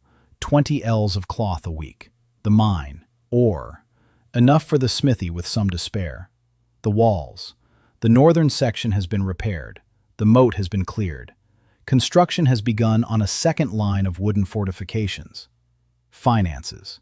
For the first time in Holdmarsh's history, the barony ended the year with a positive balance. Not wealth, a small surplus, 30 silver pieces, but a surplus, not a deficit. School, 120 students, 40 can read, 20 can write, 10 can count. Ian worked every day without a day off. Infirmary, nurses and herbalists, 0 deaths from wounds or illness in the last 6 months. 0. Garrett listened to the figures and remained silent. His face looked strange. Not hostile, not skeptical, just strange. When Dan finished, the captain stood up and said one thing. He said that for 5 years he'd held this castle with 22 men, and that this past year, for the first time, he'd felt that the castle could hold out. Not because of the walls, not because of the weapons. Because now, beyond the walls, there was something worth defending. He sat down. Corbin sat in the corner. He was silent. His face was inscrutable. But Dan noticed one thing. The old seneschal no longer looked at him with hatred. There was something else there. Perhaps confusion.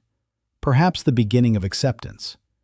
It's hard to hate a man who has just shown you that the place you've served for 40 years has, for the first time in 30 years, not lost a single man over the winter. After the council meeting, Dan went out onto the wall. Evening. Sunset. The mountains bathed in pink light. The pass. Dark. Quiet. Somewhere out there was the Horde. It hadn't come this year, but it would come. Sella stood beside him, silently, as always. They stood and looked out at the barony, at the smoke rising from the chimneys, at the lights in the villages, at the road along which the trade caravan was traveling, at the blacksmith shop where Brenn was forging until nightfall, at the school from which voices could be heard, at the infirmary where a lamp with a reflector was burning in the window. Sella said quietly, "A year ago, I didn't believe we'd live to see spring." Dan looked at her. She wasn't looking at him. She was looking at her barony, at the work of her own hands, and his hands, and the hands of every person who had taken even a single step over the past year. Dan said that things would be better in a year. She turned toward him, looked at him for a long time, quietly, and she said she believed him. For the first time in 15 years, that meant more than any figures presented at any council meeting. Cyrus Orne arrived at the beginning of the 13th month, quietly, without an entourage, a lone rider on a fine horse, a traveling cloak but an unassuming one, soft boots, light saddlebags, a man who didn't want to draw attention. Henry Watts spotted him 2 hours before his arrival. A sentry on the southern hill relayed the signal with a flag. The system was working. Dan was standing at the gate when Orne rode into the courtyard. Of average height, around 40, a pleasant face, open, brown, warm, a smile that made you want to smile back, well-manicured hands, not a warrior, not a craftsman, a man who works with words. He dismounted easily, he looked around, and Dan saw his eyes widen for a moment. The castle courtyard, clean, paved, a well with a canopy and a winch, a smithy with white smoke, barracks, soldiers in identical cloaks, guards on the walls, the Vayne flag on the tower, a new flag. Sella had sewn it a month ago, blue with a silver mountain. Orne took it all in 3 seconds. A pro. Dan recognized the type. People like that used to come to the shipyard on behalf of clients. Soft-spoken folks with notepads who understood more in a single day of inspection than the inspectors did in a week. Alaric received him in his office, officially, as a baron, not as a boy. Sella was nearby, Corbin in the corner, Dan by the wall. Orn spoke eloquently, smoothly, without pressure. Duke Valmont sends his regards. The Duke is delighted with the young Baron's successes. The Duke remembers the debts of his late father, but is in no hurry. The Duke wants friendship, not vassalage. Friendship. Alaric listened. His face was stony, just as Dan had taught him. Don't nod. Don't smile. Don't say thank you. Just listen. Orn got down to business on the second day. He asked to inspect the barony. Not the castle, the barony. The villages, the workshops, the fields. Alaric looked at Dan. Dan nodded slightly. Let him look. There's no point in hiding anything. He already knows half of it anyway. And as for what he doesn't know, it's better to show him ourselves than to let him find out on his own. Orn walked around Holdmarsh for 3 days. Dan walked with him. Not as a guard, as a guide. He pointed things out. He explained. The mill, the new wheel, the angle of the blades, the output. Orn listened and nodded. The smithy, the forge, the new bellows. Orn watched Brenn at work, and his eyes widened again. For a split second, then a gentle smile again. The fulling mill, the fabric, the dyes. Orn touched the cloth, rubbed it between his fingers, raised an eyebrow. The infirmary, white walls, lamps with reflectors, clean bandages. Mercy wouldn't let him pass the threshold. She said you could only enter the infirmary with clean hands. Orn smiled and washed his hands. Mercy looked at him with respect. The first aristocrat who obeyed without arguing. School. Ian was teaching a class. 30 children. A chalkboard. Letters. Numbers. Orn stood in the doorway and watched, for a long time. His face wore an expression Dan couldn't read, something between admiration and calculation. On the evening of the third day, Orn asked to speak with Dan in private. Alaric looked at Dan.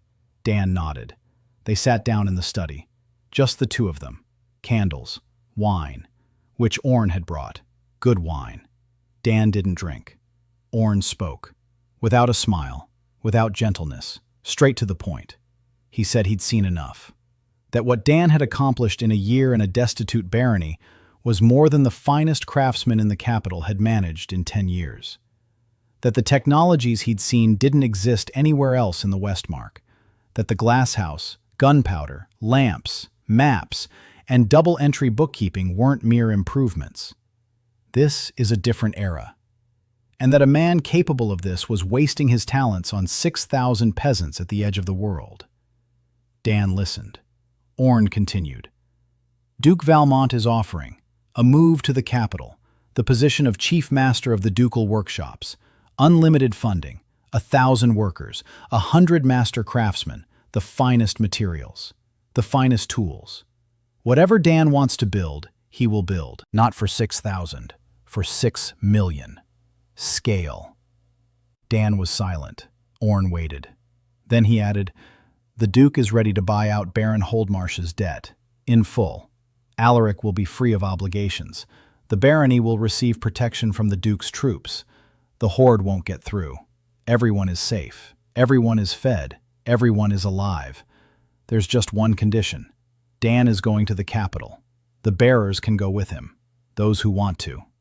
Dan stared at the candle. The flame flickered.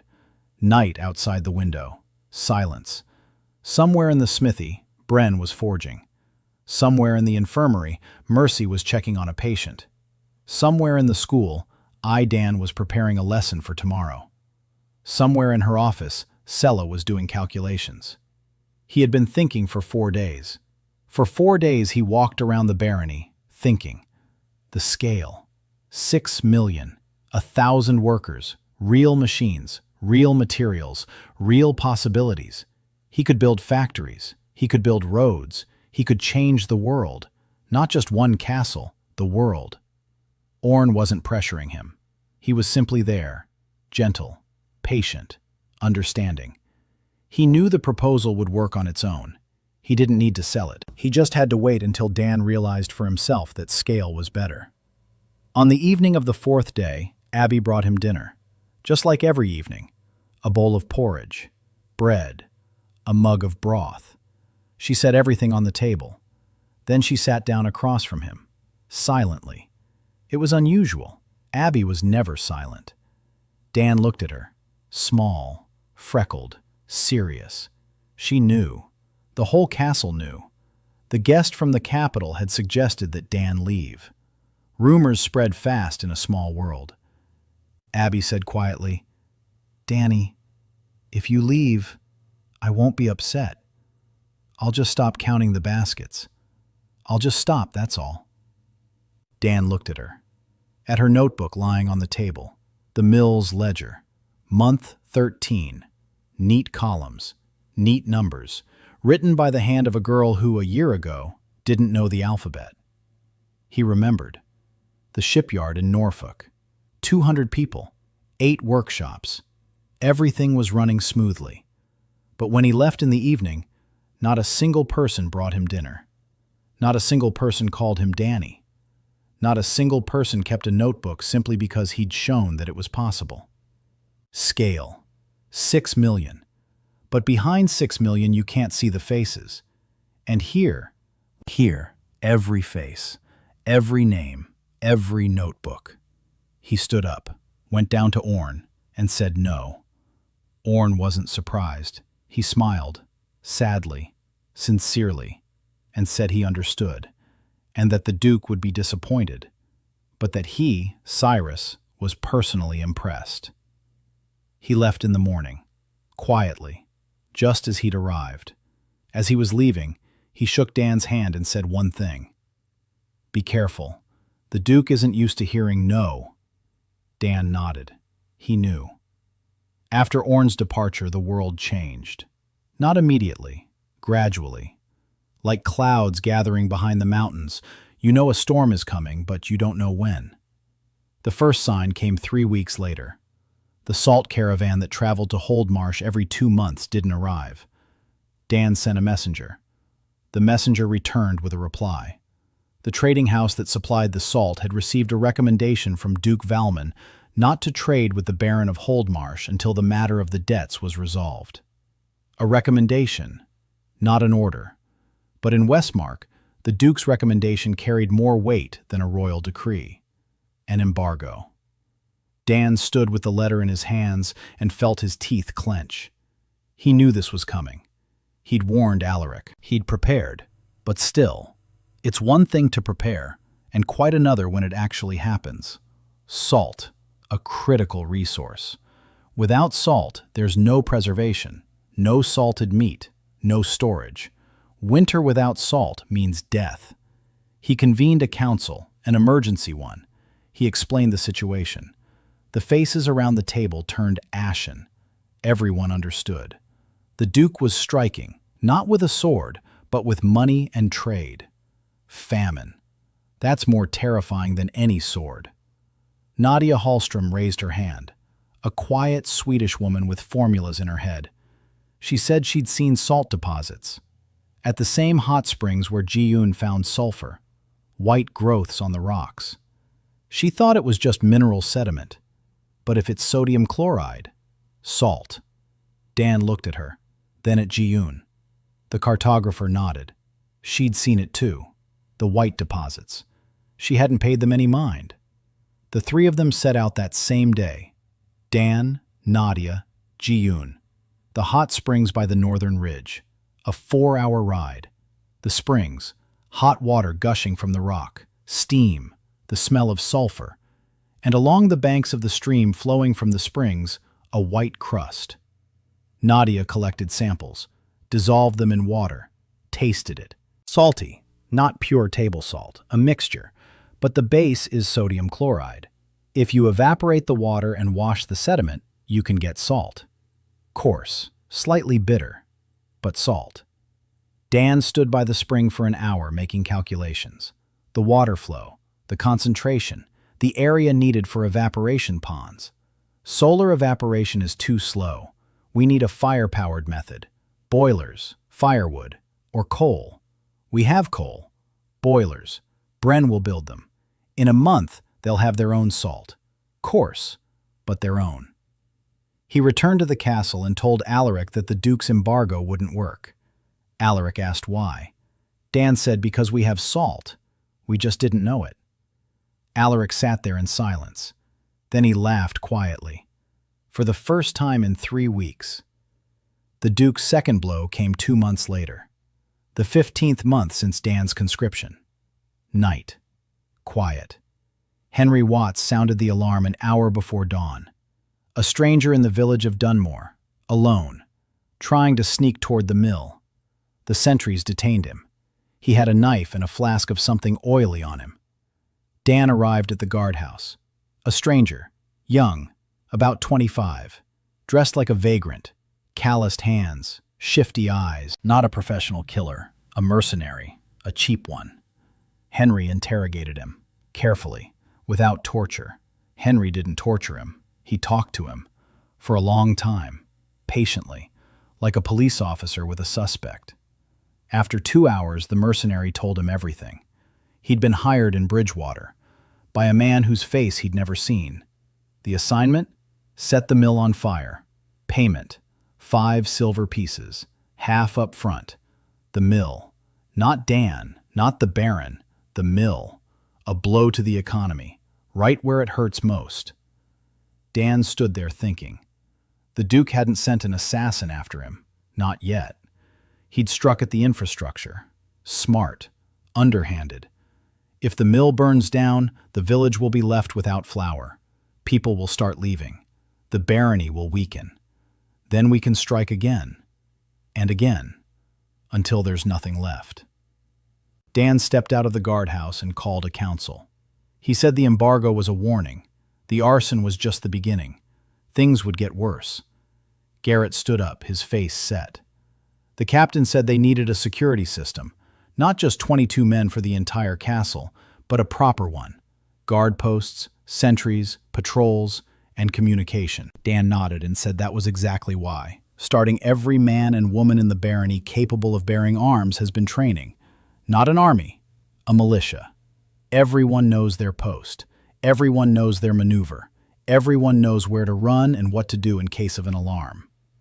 Bree Moore. She showed up in Holdmarch a month ago. Red-haired, freckled, 19 years old. Count Moore's daughter. She ran away from home after her father tried to marry her off to an old vassal of the Duke. She arrived at Alaric's at night, alone, on a stolen horse, dressed as a man, with a sword at her belt. Alaric took her in. He couldn't refuse. The daughter of a neighboring count. Political asylum. A dangerous decision. Count Moore will be furious. But Alaric took her in, because he had stopped being afraid. Bree fenced better than any soldier in the garrison. Garrett tested her on the very first day. She won 3 matches out of 3. Fast, skilled, fierce. Dan looked at her and saw not a fighter but a teacher. He appointed her as an instructor for the young guards. She looked at him as if he'd struck her. Then she understood. An instructor, not a servant, not a guest, not a refugee. An instructor, with a title, with a salary, with a vote on the council. He called her Captain Moore, in front of everyone. She stood up straight, red-haired, freckled, with wet eyes and a clenched jaw, and she nodded. Training began the next day. Bree put the militiamen through their paces in the courtyard from dawn until noon. Peasants, millers, coal miners, shepherds. They weren't soldiers, but they were people who now had something to defend. At the same time, Dan was working on what he called an early warning system. Lookout posts, 5 points along the approaches to the barony. Each post could see the next one. Flags by day, fires by night. 3 colors, green, all quiet. Yellow, strangers spotted. Red, alarm. A signal from the southern outpost reached the castle in 4 minutes. Henry Watts organized patrols, not soldiers, shepherds and hunters, people who knew every trail. They carried no weapons. They didn't attack. They just watched and reported. A silent network, invisible to outsiders, seeing everything. The Duke's third blow did not come from the Duke. The 16th month, the end of summer.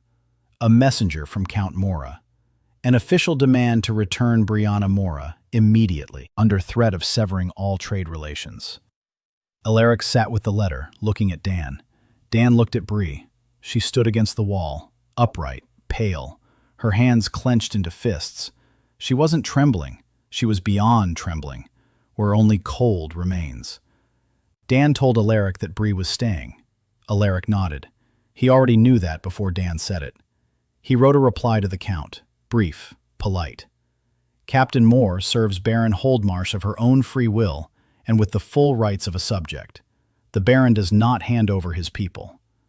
Bree read a copy of the reply. She looked at Alaric, then at Dan, and she left.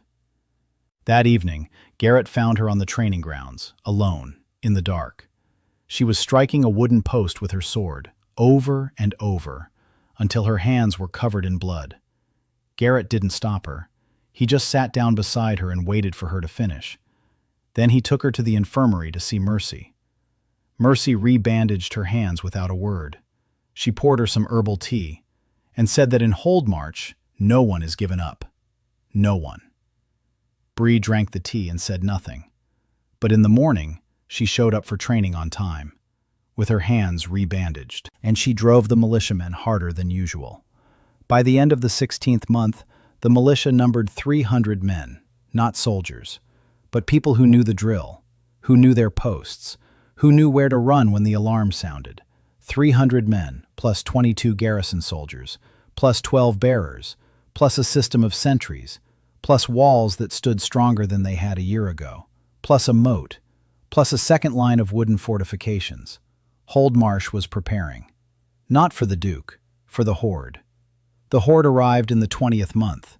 Not a test raid, not a reconnaissance mission. 3,000 horsemen of the great clan emerged at Grey Pass on the first day of autumn. Ji-yoon spotted the advance scouts 3 days before the main forces. She stood at a lookout post near the pass with a spyglass that Na had assembled from 2 lenses and a copper tube. Dust on the horizon. A lot of dust. She rode down and sent the signal. A red flag at the post. A red fire at night. 4 minutes later, the castle knew. An hour later, the entire barony knew. Dan stood in the Baron's study over Ji-yoon's map.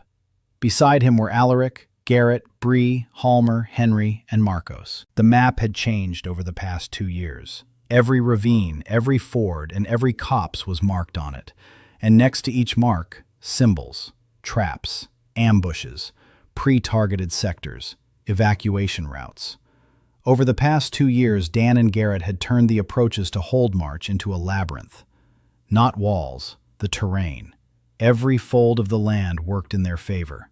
The front line, the pass, a narrow stretch between 2 ridges. 2 years ago, there was nothing there. Now, hidden ditches across the road, shallow, knee-deep for a horse, camouflaged with branches and turf. A horse at a gallop breaks a leg. The rider is thrown head first. Wooden tripwires on the flanks, stakes sharpened and singed over a fire. Cavalry won't get through, only on foot. But on foot, a steppe warrior is half as strong.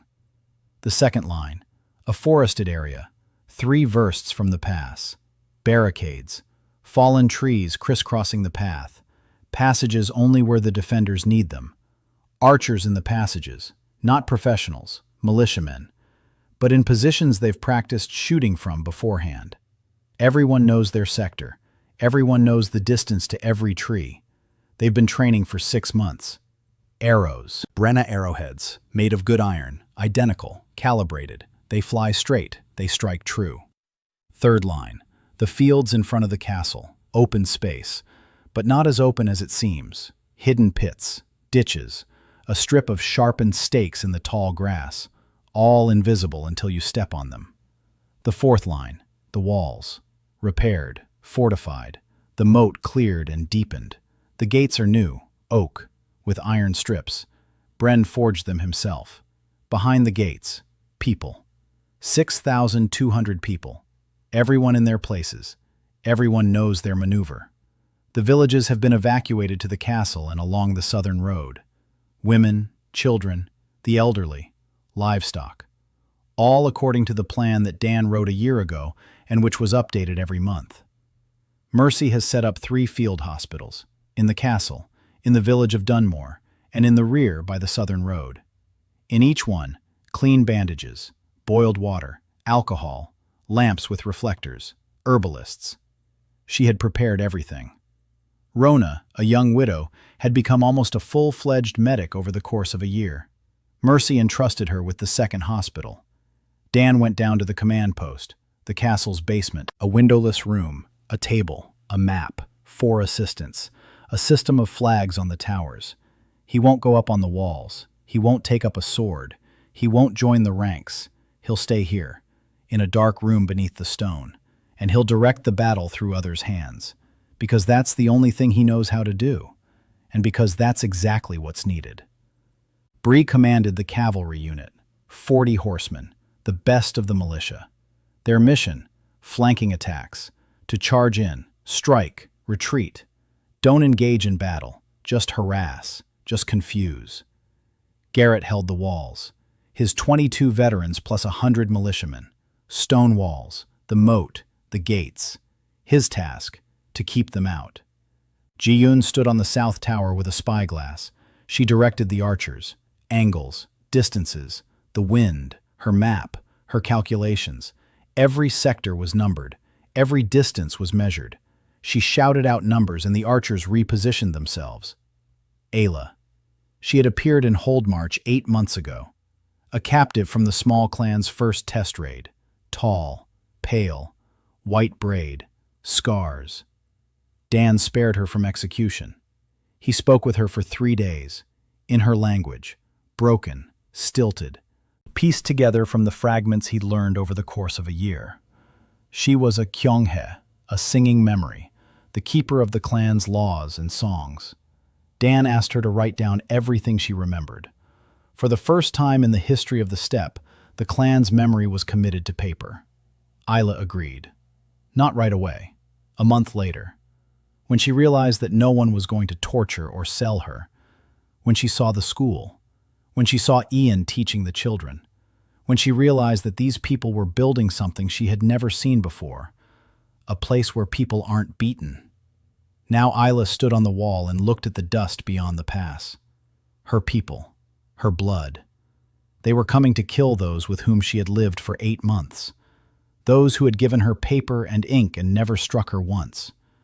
Dan asked her to do the impossible, to speak with the small clans marching at the rear of the Great One, to convince them not to attack, not to betray their own, just to stop, to tell them that Hold Marsh is not the enemy, that there's another way.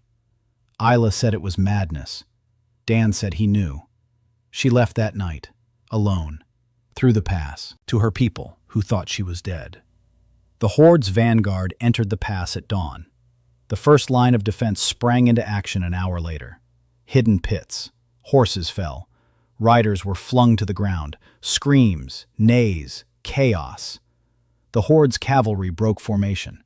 Catapults on the flanks prevented them from flanking. Only forward, on foot, through the narrow passage, under a hail of arrows. The second line, the forest, ambushes. The Horde ran into a wall of fallen trees, passages, narrow, 1 or 2 men at a time. Militiamen in the passages, arrows, close, point-blank range. Brenna's arrowheads, piercing through shields, piercing through leather armor. The Horde surged forward, steppe warriors, brave, fierce. But the forest is not the steppe. There's no room to turn around here, no way to go around. Only forward, into the narrow passage, under the arrows. Bree struck from the flank when the main body got bogged down in the thickets. 40 horsemen. They charged in, struck at the rear, and rode off. The Horde turned around. Bree was already over the hill. They turned back, arrows from the forest again. Dan sat in the basement listening to reports. Flags on the towers, yellow. The first line is holding, blue. The second line is under pressure, green on the south tower. The rear was clear. He moved the pieces across the map. Brenn had forged them specially, small iron figurines, friend and foe. He counted. How many had broken through the first line? How many had become bogged down in the second line? Where the pressure was strongest, where it was weakest, where to send the reserves. Cold calculation. Just like at the shipyard. When the schedule is tight and you have to decide who goes where. Only this wasn't a blueprint. It was lives. The battle lasted 2 days. The Horde didn't reach the walls, didn't reach the third line. It got bogged down in the second and lost half its men without ever seeing a single defender face to face. Arrows from behind the trees, pits underfoot, catapults on the flanks, cavalry out of nowhere. And not a single open battle. Not a single wall to storm. Not a single enemy to look in the eye. On the third day, the shaman of the great clan ordered a retreat. 3,000 had come. 1,500 left. Ayla returned to Holdmarsh on the fourth day, alive. With her were 3 elders from the small clans. They didn't attack. They stopped when Ayla told them that Holdmarsh doesn't kill prisoners, that here they give out paper for songs, that here they treat wounds. The elders didn't believe her, but they didn't attack. That was enough. Dan came out of the basement when it was all over. He climbed up onto the wall. The sun, silence. The pass was empty. Smoke from the smoldering barricades. Crows. Abby was standing nearby. She was holding his sleeve. He hadn't noticed when she'd arrived. He stood there, thinking only one thing. No one had died. Not a single man from Holdmarsh had perished. Not a single one. Garrett climbed up onto the wall. He looked out over the pass. He looked at Dan, and he nodded. Just a single nod. Soldier to soldier. It meant more than words. News of the Horde's rout reached the capital within 2 weeks. A penniless baron on the border had stopped 3,000 horsemen, without a single casualty. It was impossible. The Royal Legion had lost 400 men last summer in a skirmish with a small clan. 400. And Holdmarsh, with his militia of peasants, had lost no one. The capital was abuzz. Duke Valmont remained silent. That was more frightening than if he had shouted. Count Moray withdrew his demand for his daughter's return. Quietly, without a letter, he simply stopped demanding it. Other lords began sending merchants, not spies, real merchants. They wanted to buy things: iron, cloth, glass, paper, clocks. Yes, clocks. Nadia and Marcos had assembled their first mechanical clock 3 months ago. Rough, heavy, with a pendulum, but it told the time. Time. A concept that didn't exist in Westmark. People lived by the sun, by roosters, by bells. But in Holdmarch, clocks had appeared, and schedules, and timetables, and the notion that class begins at 10 in the morning, lunch is at noon, and the shift at the blacksmith's starts at 3 in the afternoon. The merchants left, dumbfounded. They had seen a place that wasn't supposed to exist. A small barony at the edge of the world where peasants can read, where soldiers wear identical uniforms, where the doctor washes his hands before surgery, where a map hangs on the wall, where children do columnar addition in school, where the blacksmith forges steel unlike any found elsewhere in the kingdom. The 23rd month, 2 years since the draft. Dan stood in his room and stared at the wall. A map of Jiun hung there, updated, expanded. Now it showed not only the barony but also the surrounding areas, roads, cities, counties, the wider world. He stared and thought. 2 years. What had they accomplished? A mill. 2. The second one in Bakersfield. A blacksmith shop. 2. The second one by the mine. Blast furnaces. 3. A full-scale fulling mill. 20 female workers. The mine. 2 tunnels. Ore is coming in non-stop. A school. 200 students. Half the barony can read. An infirmary. A 20-bed hospital. A fully stocked pharmacy. Mercy has trained 6 assistants. Militia. 400 men. Population. 7,000. 1,000 more in 2 years. People came. From the south. From Moore County. From distant baronies. Rumors spread. A place where they don't beat you. Where they heal you. Where they teach you. Where you don't die in the winter. They came and stayed. And Holdmarsh welcomed them. Everyone. finances, a positive balance, 200 silver in the treasury, a fortune by Holdmarsh standards, peanuts by the county's standards. But the curve was rising, higher every month.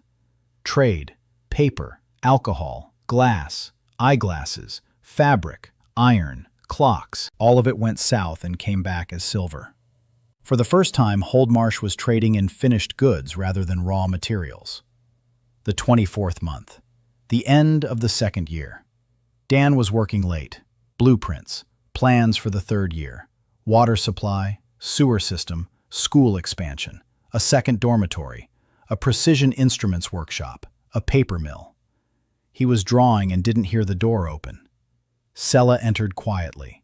She stood behind him. She was looking at the drawings. He sensed her presence. He turned around. 3 o'clock in the morning. She should be asleep. She wasn't asleep. She was holding a mug of hot herbal tea. 2 mugs. She handed one to him. He took it. Their fingers touched. She didn't pull her hand away. Neither did he. They stood side by side over the drawings, drinking the hot herbal tea, in silence. Then Sella leaned over the map lying on the table, a map of the water supply system, pipes running from the mountain spring to the castle. She pointed. "We need a reservoir here, for a reserve, in case the spring freezes over in winter." Dan looked. She was right. He hadn't thought of that. 2 years together, every day, every piece of advice, every inspection, every blizzard, every dawn. And here they were, 3 in the morning, a map, a mug, her finger on the parchment, the right finger in the right place. He set the mug down on the table. She looked up. Their faces were close, very close. He saw the ink stain on her cheek. He saw the weariness in her eyes. He saw a woman who had carried this world on her shoulders for 15 years and never once complained. He kissed her, quietly, gently, like placing the final stone in an arch. She didn't pull away. She kissed him back, just as quietly, just as gently. Then she took a step back. She looked at him. And for the first time in 2 years, Dan saw on her face neither steel, nor ice, nor weariness. Peace. She said quietly that she had to go. The council meeting was in the morning. He nodded. She left. He stood alone over the maps and blueprints. Outside the window, unfamiliar stars.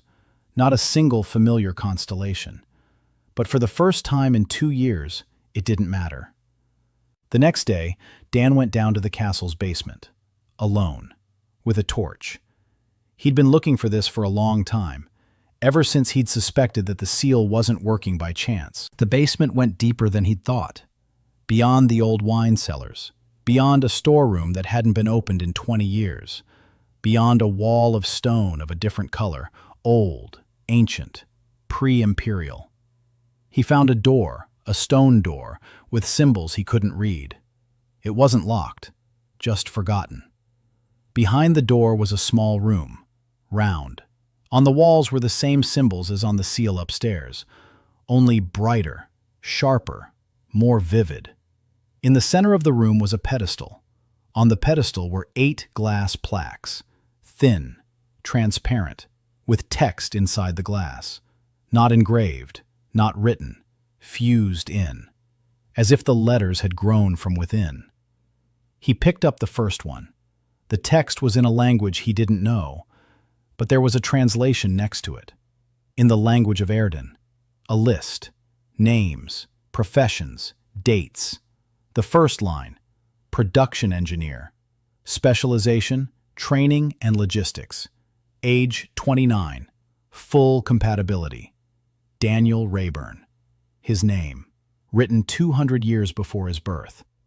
He stood in the castle's basement holding the glass plaque. His hands didn't tremble. He read the rest. Mercy, Ji-un, Ian, Thomas, Lena, Ryan, Nadia. All 12. Every name, every profession, every age. The match was exact, absolute. The Holdmarsh seal had not been broken. It wasn't weak. It was working according to a plan laid out 200 years ago, by a civilization that knew it would perish and left behind seeds. Seals across the entire continent, designed to draw not warriors from other worlds, but groups of people capable of restarting everything from scratch. The other seals had been reconfigured, broken, scorched by greedy lords who wanted more soldiers. The Hold Marsh seal survived because the barony was too poor and too insignificant. No one thought to upgrade it. Dan stood in the silence of the basement and understood. Hold Marsh is not a barony. It's an incubator, a place where civilization begins anew. And he isn't just some random engineer pulled from under a truck. He's the first cog in a mechanism that someone designed 200 years ago. He went upstairs, holding a glass plaque with his name on it. He didn't tell everyone, only Alaric. The Baron listened, for a long time, in silence. Then he asked one thing. Does this mean they're doing everything right? Dan said he didn't know, but that 200 years ago, someone believed this was exactly how to save the world, and that so far, the results confirm the plan. Alaric nodded and asked no more. The king arrived 3 days after the Horde's retreat. Not 3 days after the battle, 3 days after he realized the reports were true. He didn't believe it right away. No one would have. A penniless baron had halted an army without suffering any losses. Absurd. But the reports kept coming. From intelligence, from merchants, from Count Mora, who, for the first time in his life, wrote to the capital not with complaints, but with bewilderment. Hold Marsh still stands. The Horde had retreated. The defenders' casualties were 0. The king set out without an entourage. He disguised himself as a merchant. He took one bodyguard, a man he had trusted for 30 years, an old knight named Devon. They rode for 6 days, along broken roads, through the foothills, past villages that grew cleaner and neater the closer they got to Hold Marsh. Devon was the first to notice it. The road. 2 hours from the barony, the road changed. It wasn't paved, just smooth. No potholes, no puddles. Ditches along the edges to drain water. A simple thing, elementary. But not a single lord in the Westmark had thought to dig ditches along the road. Then the fields, smooth, divided into plots. 3 fields, 1 sown, 1 fallow, 1 plowed. Order visible from the road. Then the village. Danmore. Devon stopped his horse and looked. Houses. Repaired. Walls intact. Roofs don't leak. Every house has a front garden. A small vegetable patch. A clean yard. Children. Out on the street. Playing. They aren't begging. They aren't hiding. They're playing. Shouting. Laughing. One child is holding a book. A book. A peasant child in a village on the border. A mill. It's running. The clatter of the millstones. The fresh smell of flour. Miller Tanner stood at the entrance talking to a woman. Calmly. Unhurriedly. His face bore the expression of a man for whom everything is in order. Devon turned to the king. The old knight had seen a lot. Wars, sieges, devastation. But he had never seen a village on the border that looked better than the suburbs of the capital. They rode into the castle. A sentry on the wall called out, "Identify yourselves," politely, but firmly. The king identified himself as a merchant. The sentry nodded and sent a boy to fetch the officer on duty. A minute later, Finn arrived. That same red-haired guy from the quarries, now a sergeant in the garrison. He led them into the courtyard, the castle courtyard. Clean, paved, a well with a canopy. A smithy was in operation. White smoke, the smell of hot iron. A stable, well-groomed horses. An armory. The door was open. Inside were weapons, neatly arranged on racks. Spears, swords, arrows in bundles, all identical, standard issue. Finn invited the guests to rest and eat. The king politely declined. He asked to tour the castle. Finn shrugged. As you wish. They walked through the castle. The king was silent. Devon was silent. Walls. Repaired. Sturdy. Moat. Deep. Clean. Towers. Towering. each with a flagpole and a system of signal flags. A clock. On the wall of the main tower, a dial with wooden numerals, hands, copper. A clock on the wall of a border castle. Devon had served the king for 30 years. He had seen clocks in the royal palace, brought from across the sea, for the price of a small estate. And here, on the wall of a destitute barony, a clock. They passed by the infirmary. The door was open. White walls, clean beds, the smell of alcohol and herbs. Mercy stood at the table, bandaging a militiaman's arm. His hands were in clean bandages, instruments in a boiled solution, a lamp with a reflector on the wall. The light was bright and even. They passed by the workshop. Marcos was assembling a hoisting mechanism. Pulley blocks, ropes, gears, rough wooden gears, but they worked. They passed by the glass workshop. Nadia and Odvin were blowing glass bottles, smooth, transparent. Odwin's face bore the expression of a man who had found a new purpose in life. They walked past the fulling mill. Sella stood at the loom, checking the fabric. Her hands were covered in dye. She wore a work apron. Her hair was tied back. She didn't notice the strangers. Or perhaps she did, but paid them no mind. She had her loom, and her fabric, and her work. They reached the school. The door was open. Finn said this was a school, and that if the merchants were interested, they were welcome to come in. The king stepped inside. A room, a large one, bright. Windows with glass, desks, the teacher's desk, a blackboard, numbers on the blackboard, columns of addition. A man was sitting on the floor in the center of the room. Dan.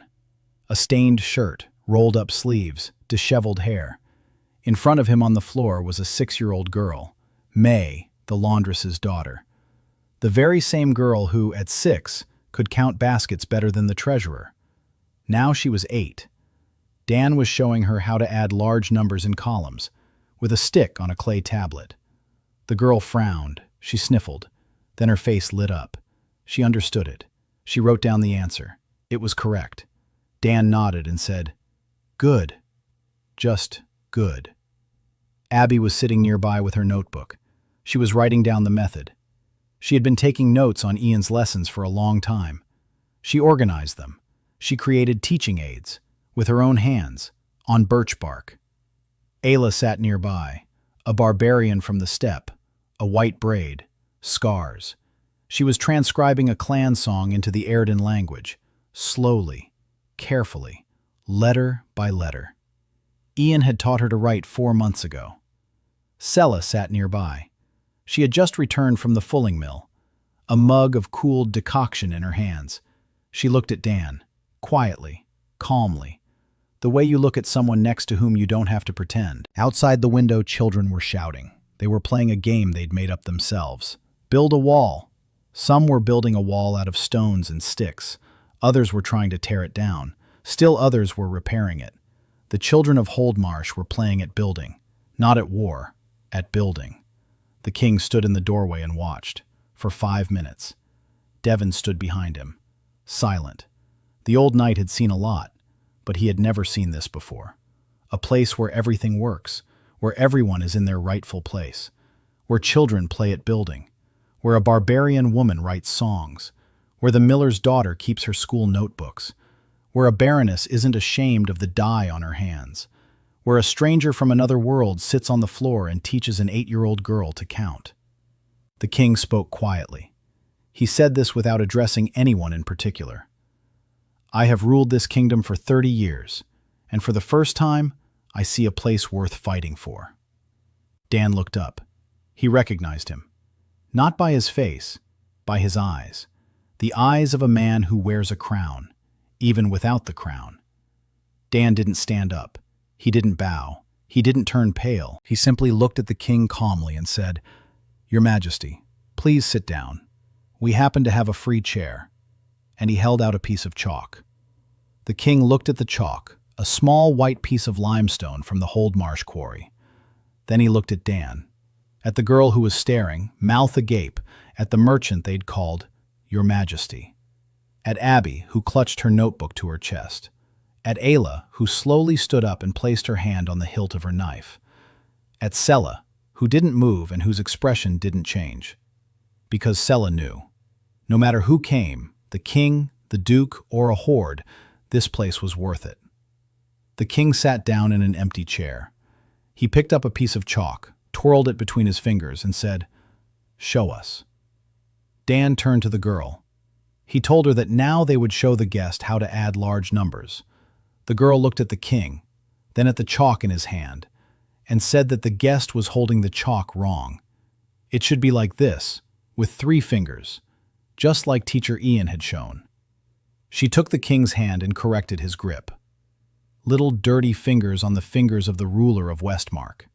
Devon, standing by the door, stepped forward. The king raised his other hand. "Stop." And he smiled. A real smile. For the first time in a long time. That evening, the king sat at a table in the great hall. Not on the throne, on a bench, next to Brenn, Tanner, and Godwin. He ate porridge from the communal cauldron. He drank broth from a mug that Brenn had forged. That very one. Simple, plain, made of iron. He listened. Brenn was talking about the first smelting, how the blast furnace cracked, how they rebuilt the pipe, how the first pig iron came out dirty, and what happened next. On the 3rd try, they produced pure iron. Tanner talked about the mill, about the new wheel, about the angle of the blades, about flour as white as snow. Godwin remained silent. The coal burner wasn't used to talking to kings, but his son sat beside him and spoke for both of them. About the new pits, about coal as clear as glass, about how, for the first time in his life, his father was proud of his work. Mercy sat in the corner and didn't come over. She told Dan that kings gave her heartburn. Dan said he felt the same way. She snorted. They sat together and ate their porridge in silence, like 2 Americans in a foreign world who didn't need words. Alaric sat at the head of the table, upright, calm, a 22-year-old baron whom 2 years ago they'd considered a boy. He wasn't a boy. He was a man who'd made the decision to trust a stranger and hadn't wavered once. A kingdom may stand on swords, but this chair, this bench, this table, they were built on trust. That night after dinner, the king went out onto the ramparts, alone. Devon stayed below. At a signal, Dan stood on the ramparts. He looked at the stars, foreign, unfamiliar, but no longer cold, already his own. The king stood beside him. He was silent. Then he spoke, quietly, like a man, not a ruler. He said that Duke Valmont wanted war, not with the Horde, with him, with the king, that half the lords were on the Duke's side, that the army was weary, that the treasury was empty, that the kingdom was falling apart, and that he, the king of Westmark, had come to the border not because he wanted to see Holdmarsh, but because he wanted to find a reason to go on living. Dan listened. He was silent. Then he said one thing. He said that the reason wasn't Holdmarsh, not the furnace, not the mill, and not the walls. The reason was that 6,000 people had decided they cared, and that if 6,000 could do it, then 6 million could too, if they were shown, if they were given. Not swords, not silver, chalk, a slate, a ledger, a clean bandage, a straight nail, a reason to wake up in the morning. The king was silent for a long time. The wind, the mountains, stars. Then he said that Holdmarsh was henceforth under the protection of the crown, that no duke would lay a hand on Baron Vayne, that the debts were forgiven, and that he would return, not as a merchant, but as a king, with a decree establishing a royal engineering school, here, in Holdmarsh, the first in Westmark's history.